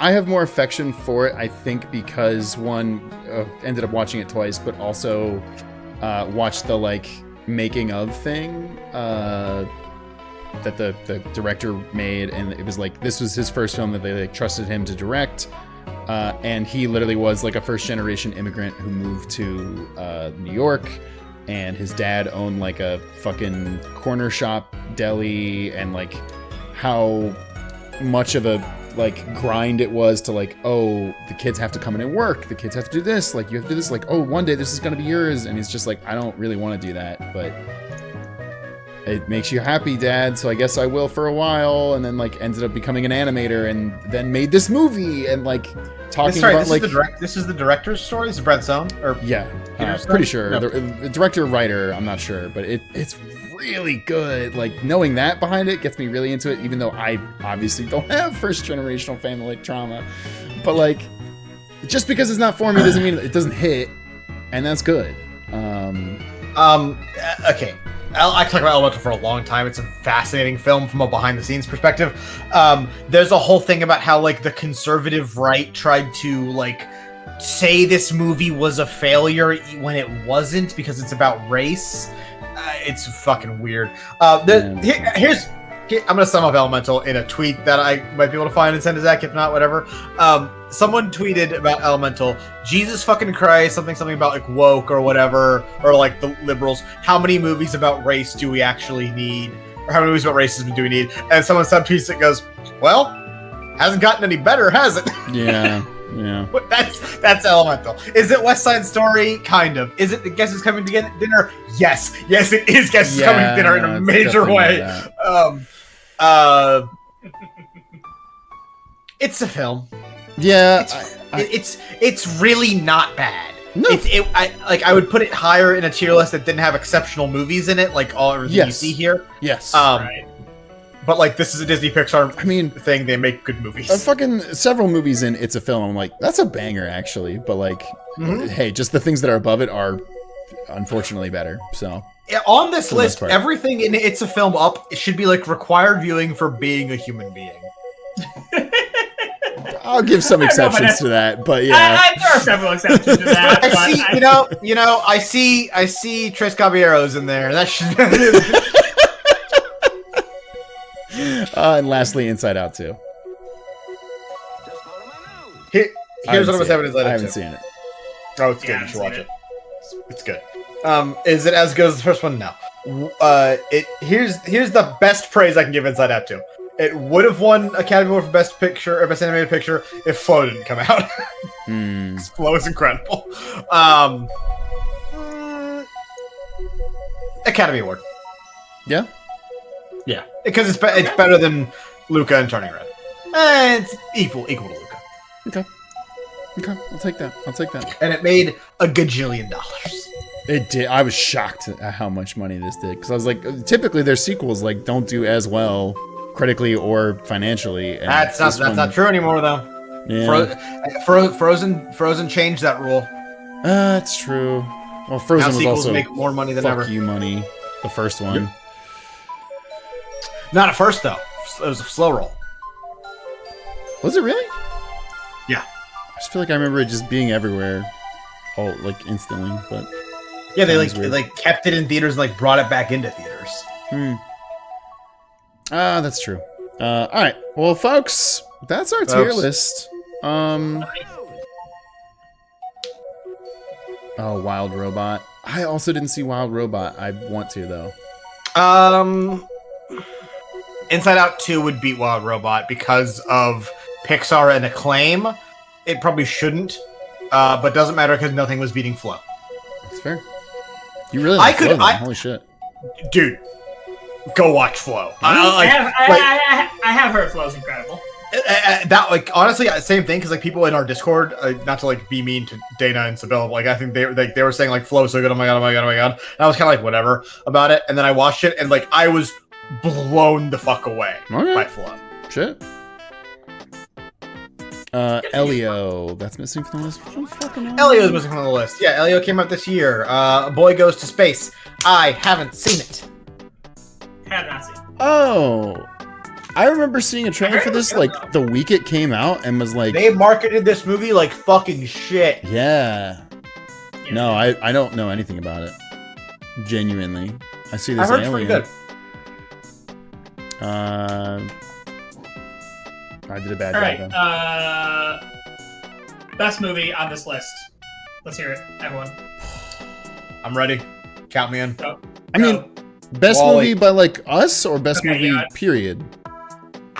Your favorite movie on this list? Emperor's New Groove. Lion King.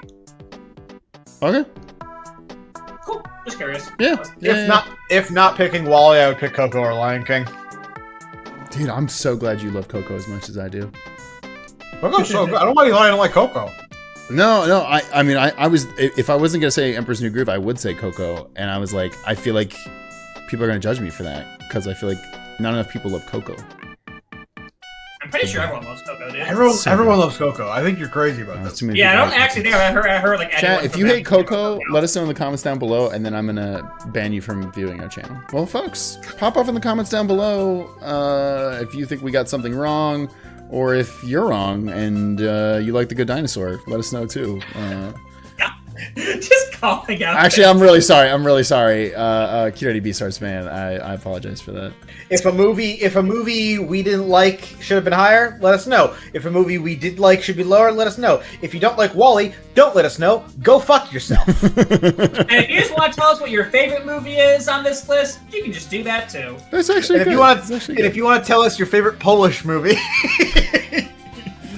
If you have a Polish dog and he likes a movie, let us know in the comments down below. Is your Polish dog like Bolt? Because it has a dog in it.